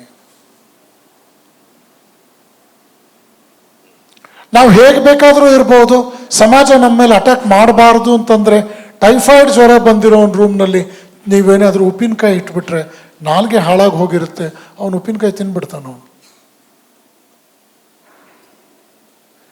ಯಾವುದೇ ರೀತಿಯ ಪ್ರಚೋದನೆ ಸಮಾಜದಲ್ಲಿ ಯಾಕೆ ಬರಬೇಕು? ನಾನು ಓದೋ ಕಾಲದಲ್ಲಿ ಸುಬ್ರಾಯರು ಅಂತ ಸಂಸ್ಕೃತ್ ಮೇಷ್ಟ್ರಿದ್ರು, ಬಹಳ ಅನುಭವಿ ಮೇಷ್ಟ್ರು, ತುಂಬ ಒಳ್ಳೆ ಮೇಷ್ಟ್ರು. ಇವತ್ತಿಗೂ ನಾನು ಜ್ಞಾಪಿಸ್ಕೊಳ್ತೀನಿ, 45 ವರ್ಷ ಆಯ್ತು ಅವ್ರು ನನಗೆ ಪಾಠ ಮಾಡಿ. ಅವ್ರು ಹೇಳೋರು, ನೆನ್ಪಿಟ್ಕೊಳ್ಳೋ, ವಿದ್ಯೆ ಇರೋನು ವಿದ್ಯೆ ಪ್ರದರ್ಶಿಸ್ತಾನೆ, ಬುದ್ಧಿ ಇರೋನು ಬುದ್ಧಿ ಪ್ರದರ್ಶಿಸ್ತಾನೆ, ವಿನಯ ಇರೋನು ವಿನಯ ಪ್ರದರ್ಶಿಸ್ತಾನೆ, ಏನೂ ಇಲ್ದಲ್ಲಿರೋನು ದೇಹ ಪ್ರದರ್ಶಿಸ್ತಾನೆ. ನೋಡಿ, ಯೋಚನೆ ಮಾಡಿ, ಹೌದಲ್ಲ, ಪ್ರಾಮಾಣಿಕವಾಗಿ ಯೋಚನೆ ಮಾಡಿ. ನೀವು ಯಾವುದೋ ರೀತಿಯಲ್ಲಿ ನಾವು ಜನರನ್ನು ಆಕರ್ಷಿಸಬೇಕು ಅನ್ನೋ ಭಾವನೆ ಯಾಕೆ? ನಾವು ಅಶ್ಲೀಲತೆ ಅನೈತಿಕತೆಯ ವಸ್ತುವಾಗಿ ಕಾಣಬೇಕಾ ಪ್ರಪಂಚದಲ್ಲಿ? ನಮಗೊಂದು ಈ 20, 30, 40 ವರ್ಷದ ಹಿಂದೆ ಸ್ತ್ರೀಯರ ಮೇಲೆ ಈ ಥರ ಅಟ್ಯಾಕ್ ಆಗ್ತಿರ್ಲಿಲ್ವಲ್ಲ, ಯಾಕೆ? ಇದು ಮಾಡ್ರನ್ ಪ್ರಾಬ್ಲಮ್. ಇದು ಎರಡೂ ಕಡೆಯಿಂದ ನಾವು ಗಮನಿಸಬೇಕು. ಆ ಯಾವ ಗಂಡು ಮಕ್ಕಳು ಹೆಣ್ಮಕ್ಳ ಮೇಲೆ ಅಟ್ಯಾಕ್ ಮಾಡ್ತಾರೋ ಅವ್ರನ್ನ ಹೆತ್ತಂತ ತಾಯಂದ್ರು ಇವನಿಗೆ ನೈತಿಕತೆ, ಮಾನ ಮರ್ಯಾದೆ ಪಾಠ ಹೇಳ್ಕೊಟ್ಟಿಲ್ಲಲ್ಲ, ಯಾಕೆ? ಅವ್ನ ಪ್ರೋಗ್ರೆಸ್ ಕಾರ್ಡ್ ಮಾತ್ರ ವ್ಯಾಲ್ಯೂ ಮಾಡಿಬಿಟ್ರಲ್ಲ, ಅವನಿಗೊಂದು ಜೀವನ ಅಂದ್ರೇನು, ಮೌಲ್ಯಗಳು ಅಂದ್ರೇನು ಯಾಕೆ ಹೇಳ್ಕೊಡ್ಲಿಲ್ಲ ಅವಳು? ನಿಮ್ಗೆ ಆಶ್ಚರ್ಯ ಆಗುತ್ತೆ, ಒಂದು ಊರಿನಲ್ಲಿ ಒಬ್ಬ ಮಾರ್ಕೆಟ್ ಯಾರ್ಡಲ್ಲಿ ಸಿಕ್ಕಿಬಿದ್ದ. ಒಬ್ಬರು 60 ವರ್ಷದ ತಾಯಿ ಕೊರಳಿಗೆ ಕೈ ಹಾಕಿ ಚೈನ್ ಎಳ್ಕೊಂಡ್ಬಿಟ್ಟ, ಕರೆಂಟ್ ಬಂದ್ಬಿಡ್ತು, ಹಿಡ್ಕೊಂಡ್ಬಿಟ್ರು. ಅವರು 2 ಏಟು ಹೊಡೆದ್ರು, ಅವನ ಮೇಲೆ ಕಂಪ್ಲೇಂಟ್ ಹಾಕ್ಬಿಟ್ರು. ನಿಮ್ಗೆ ಆಶ್ಚರ್ಯ ಆಗುತ್ತೆ, ಆತ MCAನಲ್ಲಿ 72% ತೊಗೊಂಡಿದ್ದಾನೆ, ಮದುವೆ ಸೆಟ್ ಆಗಿದೆ, 5 ಲಕ್ಷ ರೂಪಾಯಿ ವರದಕ್ಷಿಣೆ ಅಂತೆ. ಆ ಹುಡುಗನ ಕಡೆಯವರೆಲ್ಲ ಬಂದು ಈ ಯಾರು ಚೈನ್ ಅವನು ಎಳೆದಿದ್ನ ಅವ್ರು ಕಾಲು ಹಿಡ್ಕೊಳ್ತಾರೆ. ಅಮ್ಮ, ಪೊಲೀಸ್ನವ್ರು ಹಿಡ್ಕೊಂಡು ಪೇಪರಲ್ಲಿ ಒಂದು ಹೆಸರು ಬಂದುಬಿಟ್ರೆ ಜೈಲಿಗೂ ಹೋಗಬೇಕಾಗತ್ತೆ, ನಮ್ಗೆ ಆಗಿರೋ ಸಂಬಂಧ 5 ಲಕ್ಷ ನಮ್ಗೊಂಚೂರು ವರದಕ್ಷಿಣೆ ಕೊಟ್ಟೇನೋ ಮಾಡಬೇಕು ಅಂತಿದ್ದಾರೆ, ಆಮೇಲೆ ಸಂಬಂಧನೂ ಹೊರಟು. ಅಂದರೆ ಎಲ್ಲಿವರೆಗೂ ಕಾಂಪ್ರಮೈಸ್ ಆಗ್ತಾರೆ? ಇದು ಬೇಕಾ ಇದು ಜೀವನ? ಈಗ ಅವನಿಗೆ ಮದುವೆ ತಪ್ಪು ಹೋಗಬಾರ್ದು, ಅಷ್ಟು ಲಕ್ಷಾಂತರ ವರದಕ್ಷಿಣೆ ಕೈ ತಪ್ಪು ಹೋಗಬಾರ್ದು, ಅವನು ಕೆಟ್ಟ ಹೆಸರು ಬರಬಾರ್ದು ಅನ್ನೋದಕ್ಕೋಸ್ಕರ ಇವನು ಕದ್ದಿಲ್ಲ, ನಾವೇ ತಲೆ ಕೆಟ್ಟು ಕಂಪ್ಲೇಂಟ್ ಕೊಟ್ಟಿದ್ದೀವಿ ಅಂತ ಹೇಳೋಕ್ಕಾಗುತ್ತಾ? ಇದು ಬಹಳ ವೈಯಕ್ತಿಕವಾದ ವಿಚಾರ. ನೋಡಿ, ನೀವು ಅಲ್ಲೋ ಇಲ್ಲೋ, ನಾನು ಸ್ವಾಮೀಜಿ ಇಟಲಿಯಲ್ಲಿ ವ್ಯಾಟಿಕನ್ನಲ್ಲಿದ್ವಿ. ಅಲ್ಲಿಂದ ಒಂದು ಟ್ಯಾಕ್ಸಿ ತೊಗೊಂಡು ರೋಮಿಂದ ಬರಬೇಕಾದ ನಮ್ಮ ರೆಸಿಡೆನ್ಸ್ಗೆ ನಮ್ಮ ಟ್ಯಾಕ್ಸಿ ಡ್ರೈವರು ಒಬ್ಬಳು ಲೇಡಿ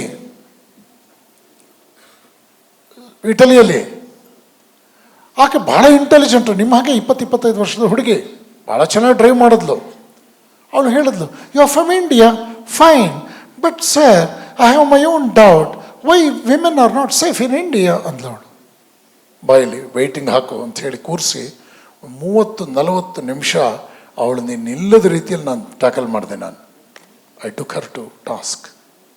ಹೇಳಿದೆ ನಾನು, ಯಾವ ದೇಶದಲ್ಲಿ ಇದು common problem, why do you target India? ಇಂಡಿಯಾದಲ್ಲೇ ಅಂತ ಯಾಕೆ ಹೇಳ್ತೀರಿ ನೀವು? ಇದು ಹ್ಯೂಮನ್ ಪ್ರಾಬ್ಲಮ್. ಯಾವ ಸಮಾಜದಲ್ಲಿ ನೈತಿಕ ಶಿಕ್ಷಣ ಇರೋದಿಲ್ವೋ, ಸಕಾಲದಲ್ಲಿ ಮಕ್ಕಳನ್ನ ಸರಿಯಾಗಿ ತಿದ್ದೋದಿಲ್ವೋ, ಅಲ್ಲಿನ ಪರಿಸ್ಥಿತಿ ಇದೆ. ಇದು ಮಾನವೀಯವಾಗಿ ನಾವು ಯೋಚನೆ ಮಾಡಿದ್ರೆ ಅರ್ಥ ಆಗುವಂಥದ್ದು. ಹಾಗಾಗಿ ಯಾರೋ ಒಬ್ಬ ಯಾವನೋ ಮೀಡಿಯಾದವನು ಹೇಳ್ದ ಅಂತ. ನಾನು ಸ್ವಾಮೀಜಿ ಅಸೆಸಿಯಲ್ಲಿದ್ವಿ, ಫ್ರಾನ್ಸಿಸ್ ಆಫ್ ಅಸೆಸಿ. ಅಲ್ಲೊಬ್ಬ ಎದುರುಗಡೆ ಒಬ್ಬ ನಮ್ಮ ಜೊತೆ ಕೂತಿದ್ದ. Sir, are you from India? Why you carry people in lorries, trucks? Don't you have sufficient buses and trains to arrange for the transport ಅಂತ. ನಾನು ಆಮೇಲೆ ಹೇಳಿದೆ, ಇವನು ಈ ಕಾಂಕ್ರೀಟ್ ಹಾಕೋರು ಲಾರಿ ನೋಡ್ಬಿಟ್ಟು ಇಂಡಿಯಾದಲ್ಲಿ ಎಲ್ಲರೂ ಲಾರಿಲೇ ಓಡಾಡ್ತಾರೆ ಅಂದ್ಕೊಂಡ್ರೆ. ನಿಮ್ಗೆ ಅರ್ಥ ಆಯಿತು. ಹೀಗಾಗಿ ಇಂಡಿಯಾನ ಬಹಳ ಕೆಟ್ಟ ರೀತಿಯಲ್ಲಿ ಪಿಕ್ಚರೈಸ್ ಮಾಡಿದ್ದಾರೆ ಹೊರಗಡೆ. ಇದನ್ನು ಬಹಳ ಬ್ಯಾಕ್ವರ್ಡ್ ಕಂಟ್ರಿ ಅಂತ ಪಿಕ್ಚರೈಸ್ ಮಾಡಿ ಬಹಳಷ್ಟು ಅಂತಾರಾಷ್ಟ್ರೀಯ ಮಟ್ಟದ ಬೆನಿಫಿಟ್ಸ್ ತೊಗೊಂಡವರಿದ್ದಾರೆ. ಚಲನಚಿತ್ರಗಳನ್ನು ಹೀಗೇ ಮಾಡಿ ಆಸ್ಕರ್ ಅವಾರ್ಡ್ಗಳಾದಿಯಾಗಿ ದೊಡ್ಡ ದೊಡ್ಡ ಅವಾರ್ಡ್ಸ್ ತೊಗೊಂಡವರಿದ್ದಾರೆ. ಇದೆಲ್ಲವೂ ಕೂಡ ನಮ್ಮ ದೇಶದ ಬಗ್ಗೆ ಸಾಂಸ್ಕೃತಿಕವಾಗಿ ಆಗ್ತಾ ಇರತಕ್ಕಂಥ ಬಹಳ ದೊಡ್ಡ ಅತ್ಯಾಚಾರ ಇದು. ಹಾಗೇನಿಲ್ಲ. ದಯವಿಟ್ಟು ಇದನ್ನು ಅರ್ಥ ಮಾಡ್ಕೊಳ್ಳಿ. ಯಾರೂ ಕೂಡ ಆ ಇನ್ಸ್ಟಿಂಕ್ಟು, ಸ್ಟಿಮ್ಯುಲಸ್ಸು, ರೆಸ್ಪಾನ್ಸು ಇದಕ್ಕೆ ಕಾರಣ ಇಲ್ಲದೆ ಏನಿಲ್ಲ. ನಿಮ್ಮ ಪಾಡಿಗೆ ನೀವು ಗೌರವವಾಗಿ ಹೋದಾಗ ಪ್ರತಿಯೊಬ್ಬ ತಾಯಿಯು ತನ್ನ ಮಗನಿಗೆ ಈ ಮರ್ಯಾದೆ ಪಾಠ ಹೇಳಿಕೊಟ್ಟಾಗ ಇದು ಪ್ರಾಬ್ಲಮ್ಮೇ ಅಲ್ಲ. ಇನ್ನು ಒಬ್ಬೊಬ್ರಿಗೊಬ್ಬೊಬ್ರು ಪೊಲೀಸ್ನವ್ರನ್ನ ಕೊಡೋಕ್ಕಾಗತ್ತಾ? ಇವತ್ತು ಎಲ್ಲಿಲ್ಲ ಪ್ರಾಬ್ಲಮ್ಮು. ಬಯೋಮೆಟ್ರಿಗೆ ಇವತ್ತು ನಮ್ಮ 2 ಲಕ್ಷ ರೂಪಾಯಿ 3 ಲಕ್ಷ ರೂಪಾಯಿ ಸಂಬಳ ತಗೊಳ್ಳೋನು ಕೂಡ ತಿಂಗಳಿಗೆ ಆ ಬಯೋಮೆಟ್ರಿ ಹೋಗಿ ಒತ್ತಬೇಕು. ಇವನು ಪ್ರಾಮಾಣಿಕ 9:30 ಕರೆಕ್ಟಾಗಿ ಬಂದಿದ್ದಾನೆ ಅಂತ. ಇದಕ್ಕಿಂತಲೂ ಮಾನಗೆಟ್ಟದ್ದಿದೆಯಾ? ನನಗೆ ದಿನಕ್ಕೆ 10,000 ರೂಪಾಯಿ ಸಂಬಳ ಕೊಡುತ್ತೆ ನನ್ನ ಸಂಸ್ಥೆ, ನಾನು ಸಮಯಕ್ಕೆ ಸರಿಯಾಗಿ ಹೋಗಬೇಕು ಅಂತಕ್ಕಂಥ ಕನಿಷ್ಠ ಮಟ್ಟದ ಎಥಿಕಲ್ ಕಮಿಟ್ಮೆಂಟ್ ಅವನಿಗೆ ಇಲ್ಲದೆ ಇದ್ದರೆ ಅವನ ಎಜುಕೇಷನ್ ಮಾರ್ಕ್ಸ್ ಕಾರ್ಡು ಅದೊಂದು ಟಿಶ್ಯೂ ಪೇಪರ್ ರೀ. It's A tissue paper. ಯಾವನು ಕೇಳಬಾರ್ದ್ರಿ ನನ್ನ ಕೆಲಸದ ಪ್ರಾಮಾಣಿಕತೆ ಬಗ್ಗೆ ಸಮಯಕ್ಕೆ ಸರಿಯಾಗಿ ಬಂದಿದ್ದಾನೆ ಅಂತ ಕೇಳಿದ್ರೆ ಏನರ್ಥ? ಪರೀಕ್ಷೆಗಳು ಬರಿಬೇಕಾದ್ರೆ CC ಕ್ಯಾಮ್ರಾ ಹಾಕಿ ಕಳ್ಳರ ಥರ ನಮ್ಮ ಮಕ್ಕಳನ್ನ ಬರ್ಸೋದಿದೆಯಲ್ಲ, ಏನರ್ಥ ಇದು? ಇದೆಲ್ಲ ಕ್ಯಾರೆಕ್ಟರ್ ಸರ್ಟಿಫಿಕೇಟ್ ವಿಷಯವೇ. ಮೊನ್ನೆ ಪತ್ರಿಕೆಯಲ್ಲಿ ಓದಿದ್ವಿ ಒಂದು 3 ತಿಂಗಳ ಹಿಂದೆ. ಒಬ್ಬ ದೊಡ್ಡ ಆಫೀಸರ್ ಮನೆ ಕಟ್ಟಿದ್ದಾನೆ, ಹೊರಗಡೆಯಿಂದ ಕಳ್ಳರು ಬರಬಾರ್ದು ಅಂತ 6.5 ಅಡಿ ಎತ್ತರದ ಕಾಂಪೌಂಡ್ ಹಾಕಿದ್ದಾನೆ ಮನೆಗೆಲ್ಲ. ಲೋಕಾಯುಕ್ತದವ್ರು ಈ ಕಡೆಯಿಂದ ಹೋಗಿದ್ದಾರೆ, ಕಳ್ಳರು ಬರಬಾರ್ದು ಅಂತ ಅವನು ಕಟ್ಟಿದ ಕಾಂಪೌಂಡ್ ಅವನೇ ಆಚೆ ತಪ್ಪಿಸ್ಕೊಂಡಿದ್ದಾನೆ. ಏನು ಮಾಡ್ತೀರಿ ಈಗ ನೋಡಿ, ಯೋಚನೆ ಮಾಡಿ. ಕಳ್ಳಲ್ಲಿ ಜಾಡು ಗೊತ್ತು ಅಂತ ಇದೆಲ್ಲ ಅರ್ಥ ಆಗುತ್ತೆ. ಆದ್ದರಿಂದ ಆಗತ್ತೆ, ಘಟನೆಗಳಾಗತ್ತೆ, ಅತ್ಯಾಚಾರಗಳಾಗ್ತಕ್ಕಂಥದ್ದು, ಅಟ್ಯಾಕ್ಗಳಾಗ್ತಕ್ಕಂಥ ಇದೆಲ್ಲವೂ ಕೂಡ ಸಾಮಾಜಿಕ ಬದುಕಿನಲ್ಲಿ ಮೌಲ್ಯಗಳನ್ನು ನಾವು ಸರಿಯಾಗಿ ಗಮನಿಸದೇ ಇದ್ದಾಗ ಈ ಥರದ ವ್ಯತ್ಯಯಗಳಾಗತ್ತೆ. ಆದರೆ ಒಂದು ದೇಶದ ಸಂಸ್ಕೃತಿಯನ್ನು ಅದು ಬಿಂಬಿಸುವಷ್ಟರ ಮಟ್ಟಿಗೆ ಅದು ವಾಸ್ತವ ಆಗಿರೋದಿಲ್ಲ. ಇದನ್ನು ದಯವಿಟ್ಟು ನಾವು ನೆನಪಿನಲ್ಲಿ ಇಟ್ಕೊಳ್ಬೇಕು. ಸ್ವಾಮೀಜಿ ಆಗಲೇ ಹೇಳಿದಾಗೆ ಪ್ರಾಪರ್ ಎಜುಕೇಷನ್ ಸಿಸ್ಟಮ್. ನಾನು ಆಗಲೇ ಹೇಳಿದೆ ನಿಮಗೆ ಕ್ಯಾರೆಕ್ಟರ್ ಅಂದ್ರೇನು, ಕಾಯ ವಾಚ ಮನಸ್ಸ ನಾವು ಎಷ್ಟು ಸಾಧ್ಯವೋ ಅಷ್ಟು ಶುಚಿಯಾಗಿರುವಂಥದ್ದು ಜೀವನ. ಆಗ ನಮಗೆ ಏಕಾಗ್ರತೆ ಬರುತ್ತೆ, ನಮ್ಮ ಸಕ್ಸಸ್ಸು ಪ್ರೋಗ್ರೆಸ್ಸು ಸಹಜವಾಗಿ ಆಗುತ್ತೆ. 28-30 ವರ್ಷದವರೆಗೂ ಆ ಕಡೆ ಒಂದು ಹೆಣ್ಮಗುನ ನೋಡುವಂಥದ್ದು, ಅವಳನ್ನು ಯಾವುದೋ ಅಶ್ಲೀಲವಾಗಿ ಬಿಂಬಿಸ್ಕೊಳ್ಳೋದು ಮನಸ್ಸಿನಲ್ಲಿ, ಈ ಯಾವ ಲೋ ಲೆವೆಲ್ ಥಾಟ್ ಪವರು ಕೂಡ ನಿಮ್ಮ ಹತ್ರಕ್ಕೆ ಬರೋದಿಲ್ಲ if you are really serious about your upcoming in life. ಇದ್ರ ಬಗ್ಗೆ ಪ್ರಾಮಾಣಿಕತೆ ಇರಬೇಕು ಮಕ್ಕಳು.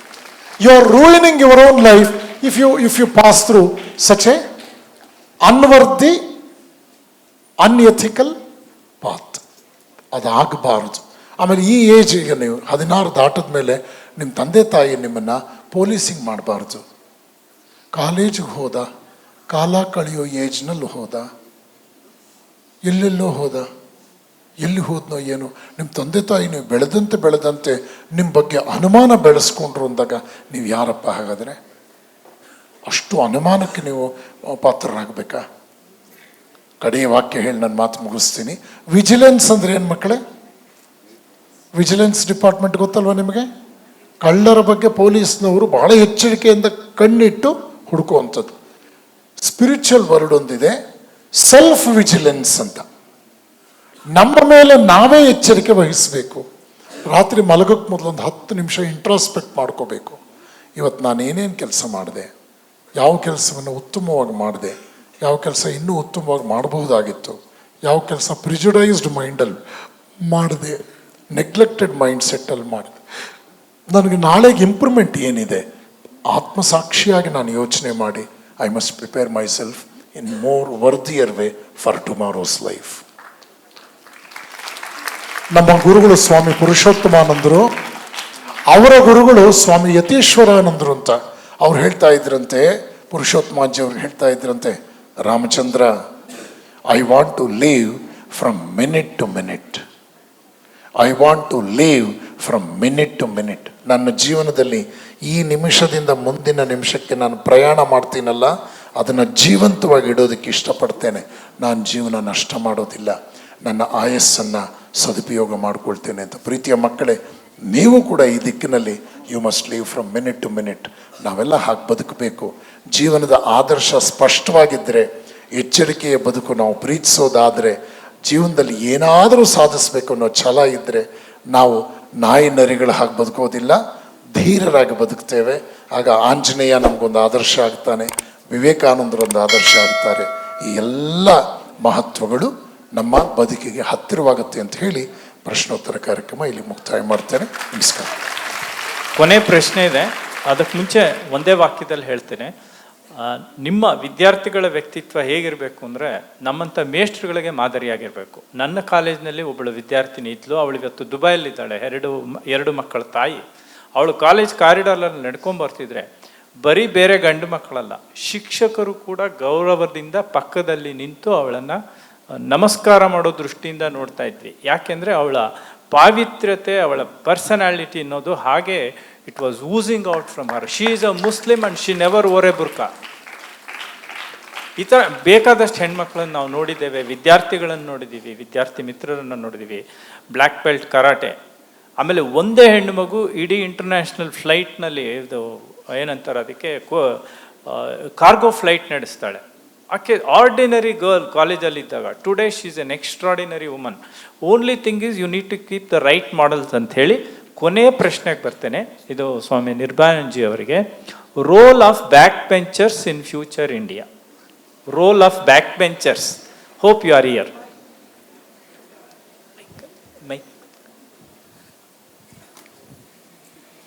In today's India, people that used to sit in back benches have become the rulers of the country.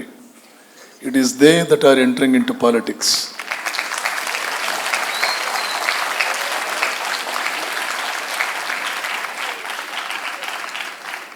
But that is not a good sign. That is not a good sign. Normally, backbenchers, they opt backbenchers for the reason they want to simply while away their time.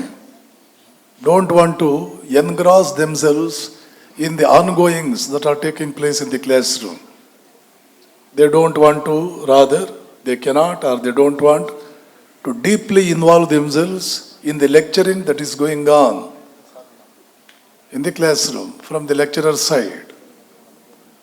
Such people, they always occupy the front benches because they want to involve themselves totally. They want to be engrossed, deeply involved in everything that gets spelled out of the mouth of this lecturer. Backbenchers, they are not that much interested in all these things. They are there for presence sake. They should be present, attendance. But what I have said has some exceptions also. Instead of saying what should be the future of backbenchers, I would like to say one thing. ಕನ್ನಡದಲ್ಲಿ ಹೇಳ್ತೀನಿ, ಬಹಳ ಚೆನ್ನಾಗಿರುತ್ತೆ. India ದೇಶದಲ್ಲಿ ದಡ್ಡ ಹುಡುಗ ಕೆಟ್ಟ ಹುಡುಗ ಹುಟ್ಟುವುದಿಲ್ಲ.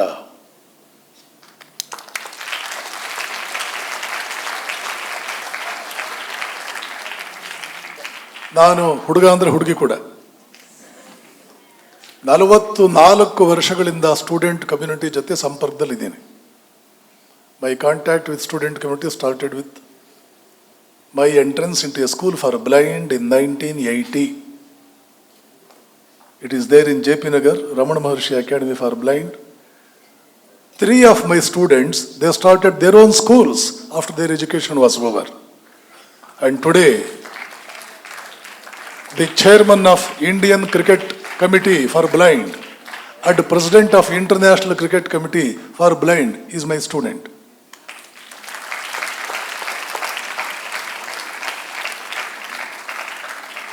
I have observed among blind boys, blind girls, extraordinary talents. Only handicap that they have got is they cannot differentiate among various colors.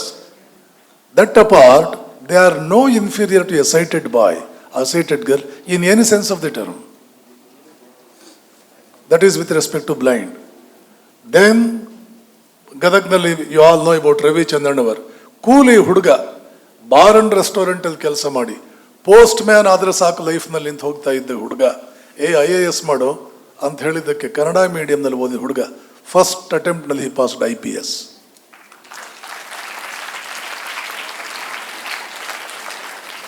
ಎಲ್ಲ ಸೇರಿ ಕೊನೆಗೆ ಕ್ಲಾಪ್ ಹೊಡೆಯೋರಂತೆ.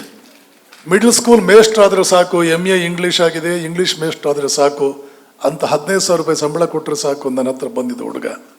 ಇವತ್ತು he is doing his PhD in Harvard university under roads scholarship. Roads scholar ಅಂದರೆ ಇಂಡಿಯಾದಲ್ಲಿ 4 ಜನರು ಕೊಡ್ತಾರೆ ಒಂದು ವರ್ಷಕ್ಕೆ. That's all. ರೋಡ್ಸ್ ಸ್ಕಾಲರ್ ಅಂದರೆ ಅಮೆರಿಕದ ಪ್ರೆಸಿಡೆಂಟ್ ಎದ್ದು ನಿಂತ್ಕೊಂಡು ಶೇಕ್ ಹ್ಯಾಂಡ್ ಮಾಡ್ತಾರೆ. ಈಸ್ ಅ ರೋಡ್ ಸ್ಕಾಲರ್ ಅಂದರೆ president of America will stand up and will shake hand. ಇವರೆಲ್ಲ ಕೂಡ ಹೇಗಿದ್ದವ್ರು ಗೊತ್ತಾ? Most ordinary. ಇವರೇ ಬ್ಯಾಕ್ ಬೆಂಚಸ್ ಅಲ್ಲಿ ಕೂತ್ಕೊಳ್ಳೋದು ಇವತ್ತು. They think they can't understand anything. They think they are inferior. They think they are capable of not doing anything at all in life. They have their own all these impositions thrust upon them. Self image. ನೀವು ನಿಮ್ಮ ಬಗ್ಗೆ ಏನು ತಿಳ್ಕೊಳ್ತೀರಿ, ಕ್ರಮೇಣ ನೀವು ಅದೇ ಆಗೋದಕ್ಕೆ ಹೋಗ್ತೀರಿ. Be extremely careful about your self image. ನಿಮ್ಮ ಬಗ್ಗೆ ನಿಮ್ಮ ಇಮೇಜ್ ಏನು? ನೀವು ಏನಾದರೂ ಆಗಿರಿ, ಇವಾಗ ವರ್ಮ್ ಕ್ರಾಲಿಂಗ್ ಅನರ್ತ್, ಒಂದು ಹುಳ ಆಗಿದ್ದೀರಿ ನೀವು ಅಂತ ಇಟ್ಕೊಳ್ಳಿ. ಮತ್ತೆ ಮತ್ತೆ ಹೇಳ್ಕೊಳ್ಳಿ, I am born to achieve great things in life. ನಾನೇನೋ ಗ್ರೇಟ್ ದೊಡ್ಡದೇನೋ ಅಚೀವ್ ಮಾಡಿಕೊಟ್ಟಿದ್ದೇನೆ. If not today tomorrow I will do. If not today tomorrow I will do. I am born to achieve great things in life. ಹೀಗೆ ಅಂದ್ಕೊಳ್ತಾ ಅದರಲ್ಲೂ ರಾತ್ರಿ ಮಲ್ಕೊಳ್ಳೋಕೆ ಮುಂಚೆ ನೀವು ಹೀಗೆ ಅಂದ್ಕೊಳ್ತಾ ಇದ್ರೆ ನಿಮ್ಮ ಒಳಗಡೆ ಬಹಳ ಮೈಂಡ್ಗಳಿದೆ, ಒಂದೇ ಮೈಂಡ್ ಇಲ್ಲ. Conscious mind, subconscious mind, unconscious mind, super conscious mind, ಇವೆಲ್ಲ ಇದೆ. ನಿಮ್ಮನ್ನು ಆಳ್ತಾ ಇರೋದು ನಿಮ್ಮ ಸಬ್ ಕಾನ್ಷಿಯಸ್ ಮೈಂಡ್. ಈಗ ನಾನು ಮಾತಾಡ್ತಾ ಇರೋದು ಕಾನ್ಷಿಯಸ್ ಮೈಂಡ್. ಕನಸು ಬೀಳುತ್ತಲ್ಲ, ಅದು ಸಬ್ ಕಾನ್ಷಿಯಸ್ ಮೈಂಡ್. ಈ ಸಬ್ ಕಾನ್ಷಿಯಸ್ ಮೈಂಡ್ ಬಹಳ ಪವರ್ಫುಲ್ ಮೈಂಡ್. ನೀವು ಮಲ್ಕೊಳ್ಳೋಕೆ ಮುಂಚೆ ಏನು ಬೇಕಾದರೂ ಮಾಡಬಲ್ಲೆ. ನಾನು ಹುಟ್ಟಿರೋದು ಹಿಸ್ಟ್ರಿ ಕ್ರಿಯೇಟ್ ಮಾಡೋದಕ್ಕೆ. ನಾನೊಬ್ಬ ಎಕ್ಸ್ಟ್ರಾರ್ಡಿನರಿ ಪರ್ಸನ್. ನಾನು ಹುಟ್ಟಿರೋದು ಹಿಸ್ಟ್ರಿ ಕ್ರಿಯೇಟ್ ಮಾಡೋದಕ್ಕೆ. ನಾನು ಅದ್ಭುತ ವ್ಯಕ್ತಿ, ಏನು ಬೇಕಾದ್ರೂ ಮಾಡಬಲ್ಲೆ ಅಂತ ಹೇಳ್ತಾ ಹೇಳ್ತಾ ಹೇಳ್ತಾ ಹಾಗೇ ನಿದ್ದೆ ಮಾಡಿಬಿಟ್ರೆ ಅದು ನಿಮ್ಮ ಸಬ್ ಕಾನ್ಷಿಯಸ್ ಮೈಂಡ್ಗೆ ಎಂಟರ್ ಆಗುತ್ತೆ. ಹೀಗೆ ಒಂದು 100-200 ಸಲ ಹೇಳ್ತಾ ಹೇಳ್ತಾ ನಿದ್ದೆ ಹೋಗ್ಬಿಟ್ರಿ, ನಿಮ್ಮ ಮೈಂಡೇ ಚೇಂಜ್ ಆಗಿಬಿಡುತ್ತೆ. ನಿಮ್ಮ ಕಾನ್ಫಿಡೆನ್ಸ್ ಲೆವೆಲ್ ಜಾಸ್ತಿ ಆಗುತ್ತೆ. ವೀರೇಶಾನಂದ ಹೇಳಿದ ಹಾಗೆ, you start having faith in you. ನಿನ್ನನ್ನು ನೀನು ನಂಬು ಅಂತ ಹೇಳಿದ್ರಲ್ಲ, ನಿಮ್ಮಲ್ಲಿ ನಿಮಗೆ ನಂಬಿಕೆ ಬರೋಕ್ಕೆ ಶುರುವಾಗುತ್ತೆ. ಟೆಸ್ಟ್ ಮಾಡಿ ಇದನ್ನೆಲ್ಲ. ನಾನು ಹೇಳಿದ್ದನ್ನು ಯಾರು ಒಪ್ಕೋಬೇಡಿ. ಟೆಸ್ಟ್ ಮಾಡಿ ನೋಡಿ, ಇದನ್ನು ಟೆಸ್ಟ್ ಮಾಡಿ ನೋಡಿ, ವೆರಿಫೈ ಮಾಡಿ. All this is science. This is not any purana. This is not just a fable. It is not a cock and bull story. This is science. This is how psychologists, they work upon their philosophies on the patients that they get in their hospitals. You go to NIMHANS, there the doctor will do the same thing. Or you go to any psychologist, any consultant, any sort of a person whom you think will definitely be benefited. You will be benefited by going over there. You go anywhere, he takes resort to the same sort of the business. Adharinda, the question has been what? Role of last benches. ನೀವು last bench ಅಲ್ಲ. ಎಲ್ಲ class ರೂಮ್ನಲ್ಲಿ 50 ಹುಡುಗರು ಇದ್ದಾರೆ, 50 ಹುಡುಗರು ಕುಳಿತುಕೊಳ್ಳುವಷ್ಟು bench ಇದೆ. Somebody has to sit in the last bench and therefore you are sitting. ಇನ್ನು ಕೆಲವು ಕಡೆ ಏನು ಮಾಡ್ತಾರೆ, ಎತ್ತರಕ್ಕಿರೋರನ್ನ ಕೂಡಿಸ್ಬಿಡ್ತಾರೆ. ಕುಳ್ರನ್ನೆಲ್ಲ ಮುಂದ್ಗಡೆ ಕೂಡಿಸ್ತಾರೆ, ಎತ್ತರಕ್ಕಿರೋರನ್ನೆಲ್ಲ ಹಿಂದ್ಗಡೆ ಕೂಡಿಸ್ತಾರೆ.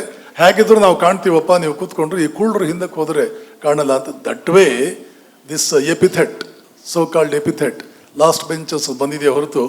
ಇನ್ನು ಕೆಲವರು ಕನ್ನಡದ ಕವಿಗಳು, ಹಿಂದಿನ ಸಾಲಿನ ಹುಡುಗರು ನಾವು, ನಮಗೇನೇನು ಭಯವಿಲ್ಲ, ನಮ್ಮಿಂದಾಗದು ಶಾಲೆಗೆ ತೊಂದರೆ, ನಮಗೆಂದೆಂದೂ ಜಯವಿಲ್ಲ. ಅದು ಹಾಡುಗಳೆಲ್ಲ ಬಂದಿದೆ. KS ನರಸಿಂಹಸ್ವಾಮಿ ಮೊದಲಾದವರೆಲ್ಲ ಬರೆದಿರ್ತಕ್ಕಂಥದ್ದು. ಆ ಥರದ ಲಾಸ್ಟ್ ಬೆಂಚಸ್ ಆಗಬೇಡಿ. Last benches, you are sitting in the last bench, but you are always standing in the front line. You are sitting in the last bench, but always standing in the front line of achievers in life. You are standing in the front line of all achievers in life. ಎಂದಿಗೂ ಭಾರತೀಯನಾಗಿ ಹುಟ್ಟಿ ಭಾರತೀಯ ರಕ್ತ ನಮ್ಮ ಒಳಗಡೆ ಹರಿತಾ ಇರುವಾಗ ಒಂದು ಪುಟ್ಟ ಘಟನೆ 3-4 ನಿಮಿಷದಲ್ಲಿ ಮುಗಿಸ್ಬಿಡ್ತೀನಿ. ನಾನು ಅಮೆರಿಕಾದಲ್ಲಿ ಏರೋಪ್ಲೇನಲ್ಲಿ ಹೋಗುವಾಗ ನೀಗ್ರೋ ಮೇಡಮ್ ಒಬ್ಬಳು ಬಂದು ನನ್ನ ಪಕ್ಕದಲ್ಲಿ ಕೂತ್ಲು. ಆಫ್ರಿಕನ್ ಅಮೆರಿಕನ್ ನೀಗ್ರೋ ಅಂತ ಅಲ್ಲಿ ಕರಿಬಾರ್ದು, ಇಂಡಿಯಾದಲ್ಲಿ ಕರಿಬೋದು. ಆಕೆ ನನ್ನನ್ನು ಕೇಳಿದ್ಲು, sir where are you from, what do you do? ನಾನು ಹೇಳಿದೆ, ಐ ರನ್ ಎ ಸ್ಕೂಲ್, ಒಂದು ಸ್ಕೂಲ್ ರನ್ ಮಾಡ್ತೀನಿ. ಆವಾಗ ಏನೋ ಹೊಳೆದಂಗಾಗಿ ನನಗೊಂದು ಪ್ರಶ್ನೆ ಕೇಳಿದ್ಲು. 20 ವರ್ಷದಿಂದ ನ್ಯೂಯಾರ್ಕಲ್ಲಿ ಹೈಸ್ಕೂಲ್ ಟೀಚರ್ ನಾನು, ಸೈನ್ಸು ಮ್ಯಾಥಮೆಟಿಕ್ಸು ಪಾಠ ಮಾಡ್ತೀನಿ. 9ನೇ ಕ್ಲಾಸು 10ನೇ ಕ್ಲಾಸ್ 11, 12ಕ್ಕೆ ಪಾಠ ಮಾಡ್ತೀನಿ. ಒಂದು interesting phenomenon I observe for the past 20 years. ಏನದು ಅಂದರೆ, ಪ್ರತಿ ವರ್ಷ ಎರಡೂ ಸಬ್ಜೆಕ್ಟ್ನಲ್ಲಿ, ಸೈನ್ಸ್ನಲ್ಲಾಗಲಿ ಮ್ಯಾಥಮೆಟಿಕ್ಸ್ ಆಗಲಿ, 9ನೇ ಕ್ಲಾಸ್ ಆಗಲಿ 10 ಆಗಲಿ 11 ಆಗಲಿ 12 ಆಗಲಿ 10 ಜನ ಟಾಪರ್ಸ್ ನಾನು ಲಿಸ್ಟ್ ತಯಾರು ಮಾಡಿದ್ರೆ, out of them 8 will be your Indian boys and Indian girls. ಆಕೆ ಕೇಳಿದ್ದೇನು ಗೊತ್ತಾ?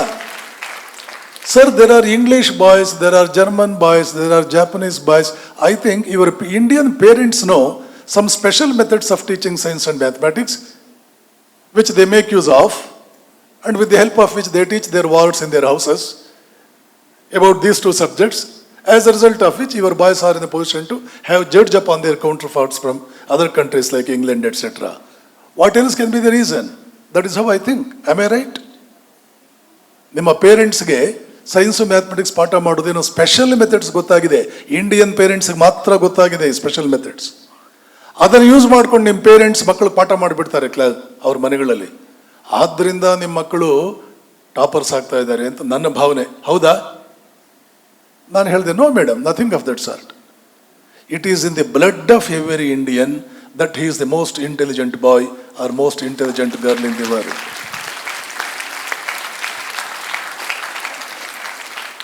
ಇದನ್ನು ನಾನು ಹೇಗೆ ಗೊತ್ತಾಯ್ತು ನನಗೆ? ನಾನೇನು ಡಾಕ್ಟ್ರ? ಸ್ವಾಮಿ ವಿವೇಕಾನಂದರು ಜಮ್ಶೆಡ್ಜಿ ಟಾಟಾ ಜೊತೆ ಮಾತನಾಡುವಾಗ ಈ ವಾಕ್ಯ ಹೇಳಿದರು. ಈ ರೀತಿ ಹೇಳಲಿಲ್ಲ, ಬೇರೆ ರೀತಿಯಲ್ಲಿ ಹೇಳಿದರು. ಇಡೀ ಪ್ರಪಂಚದ ಎಲ್ಲ ಮಹತ್ತರವಾದ ದೇಶಗಳ ನಾಗರಿಕತೆಗಳ, ಅಲ್ಲಿಯ ಅದ್ಭುತವಾದ ಬುದ್ಧಿಜೀವಿಗಳ ಪುಸ್ತಕಗಳನ್ನು ಓದಿದ್ದೇನೆ ಟಾಟಾ ನಾನು. ನಮ್ಮ ಭಾರತೀಯರಿಗಿರುವಷ್ಟು ಸೈಂಟಿಫಿಕ್ ಟೆಂಪರ್ಮೆಂಟ್, ಅದನ್ನು ಸೈಂಟಿಫಿಕ್ ಟೆಂಪರ್ಮೆಂಟ್ ಅಂತ ಕರೆಯಲ್ಲ ಅವರು, ದಿ ಅನಾಲಿಟಿಕಲ್ ಫ್ಯಾಕಲ್ಟಿ ಅಂತ ಕರೀತಾರೆ. ಒಂದೊಂದನ್ನು ಕೂದಲು ಸೀಳಿದಂಗೆ ಸೀಳಿ, ಏನೇ ಒಂದು ವಿಷಯ ಬಂದರೆ ಕೂದಲು ಸೀಳಿದಂಗೆ 1000 ರೀತಿಯಲ್ಲಿ ಅದನ್ನು ಸೀಳಿ ಒಳ ಹೊಕ್ಕಿ ಅದನ್ನು ಅನಲೈಸ್ ಮಾಡೋದು. ಕೆಮಿಕಲ್ ಅನಾಲಿಸಿಸ್ ಅಂತ ಕೆಮಿಸ್ಟ್ರಿದಲ್ಲಿ ಬರುತ್ತೆ. ಆ ಅನಾಲಿಟಿಕಲ್ ಮೈಂಡ್ ಯಾರಿಗಿದೆ, he is the most intelligent man. ಟಾಟಾಗೆ ಹೇಳ್ತಾರೆ, ಈ ಭಾರತೀಯರಿಗಿರೋ ಅನಾಲಿಟಿಕಲ್ ಫ್ಯಾಕಲ್ಟಿ ಪ್ರಪಂಚದಲ್ಲಿ ಯಾರಿಗೂ ಇಲ್ಲ. ಇಲ್ಲೊಂದು ಸೈನ್ಸ್ ರಿಸರ್ಚ್ ಇನ್ಸ್ಟಿಟ್ಯೂಟ್ ಮಾಡಿಬಿಟ್ರೆ ವಿಶ್ವವಿಖ್ಯಾತ ವಿಜ್ಞಾನಿಗಳು ಬರ್ತಾರೆ. ಬೆಂಗಳೂರಿನಲ್ಲಿ ಒಂದು ಇಂಥ ರಿಸರ್ಚ್ ಇನ್ಸ್ಟಿಟ್ಯೂಟ್ ಮಾಡು ಅಂತ ಟಾಟಾಗಿ ವಿವೇಕಾನಂದರು ಹೇಳಿದರು. ಟಾಟಾ ಮಾಡಿದರು. ಅದೇ ಇವತ್ತು ಇಂಡಿಯನ್ ಇನ್ಸ್ಟಿಟ್ಯೂಟ್ ಆಫ್ ಸೈನ್ಸ್. ಹಿಂದೆ ಅದನ್ನು ಕರೀತಾ ಇದ್ದು ಟಾಟಾ ಇನ್ಸ್ಟಿಟ್ಯೂಟ್ ಅಂತಲೇ. ಇದನ್ನು ನೋಡಿಕೊಂಡು ನಾನು ಈ ನೀಗ್ರೋ ಲೇಡಿಗೆ ಹೇಳಿದೆ, ಇಷ್ಟು ಅದ್ಭುತವಾದಂಥ ನಮ್ಮ ಬ್ಲಡ್ಡಲ್ಲೇ ಇದೆ ಈ ಅನಾಲಿಟಿಕಲ್ ಫ್ಯಾಕಲ್ಟಿ. ಆದ್ದರಿಂದ ಮೋಸ್ಟ್ ಇಂಟೆಲಿಜೆಂಟ್ ಪೀಪಲ್ ಅವರು. ಇದನ್ನು ಅರ್ಥ ಮಾಡ್ಕೊಳ್ಳಿ. ವಿವೇಕಾನಂದರು ಸುಳ್ಳು ಹೇಳಲ್ಲ. ವಿವೇಕಾನಂದ ಸುಳ್ಳು ಹೇಳಿದ್ರೆ ಟಾಟಾ ಫೂಲ್ ಆಗೋ ವ್ಯಕ್ತಿ ಅಲ್ಲ. ಟಾಟಾ ಫೂಲ್ ಆಗಲಿಲ್ಲ, ತಕ್ಷಣ ಮಾಡಿದ್ರು, ರಿಸರ್ಚ್ ಇನ್ಸ್ಟಿಟ್ಯೂಟ್ ಮಾಡಿದ್ರು. ಇದರ ಬೇಸಿಸ್ ಮೇಲೆ ತಿಳ್ಕೊಳ್ಳಿ, having been born an Indian, you are a very fortunate person. You are the most fortunate person because your blood is Indian blood. ಹೀಗಾಗಿ ಲಾಸ್ಟ್ ಬೆಂಚ್ಗಳು, ನಮ್ಮ ಭವಿಷ್ಯ ಏನು, ಮುಂದೆ ನಮ್ಮ ಗತಿ ಏನು, nothing of that sort. You are born to rule the world, you are going to rule the world. Wish you all the best. Thank you Swamiji. ನಿಮ್ಮೆಲ್ಲರ ಪರವಾಗಿ ಮತ್ತು ವಿವೇಕಹಂಸದ ಪರವಾಗಿ ಇಷ್ಟು ಹೊತ್ತು ಬಹಳ ಸ್ವಾರಸ್ಯವಾಗಿ ಪ್ರಶ್ನೆಗಳಿಗೆ ಉತ್ತರವನ್ನು ನೀಡಿದಂಥ ಇಬ್ಬರು ದಿವ್ಯ ಅತಿಥಿಗಳಿಗೂ ನಾನು ಹೃತ್ಪೂರ್ವಕವಾದ ಭಕ್ತಿಪೂರ್ವಕವಾದ ಕೃತಜ್ಞತೆಗಳನ್ನು ವಂದನೆಗಳನ್ನು ಅರ್ಪಿಸ್ತಾ ಇದ್ದೀನಿ.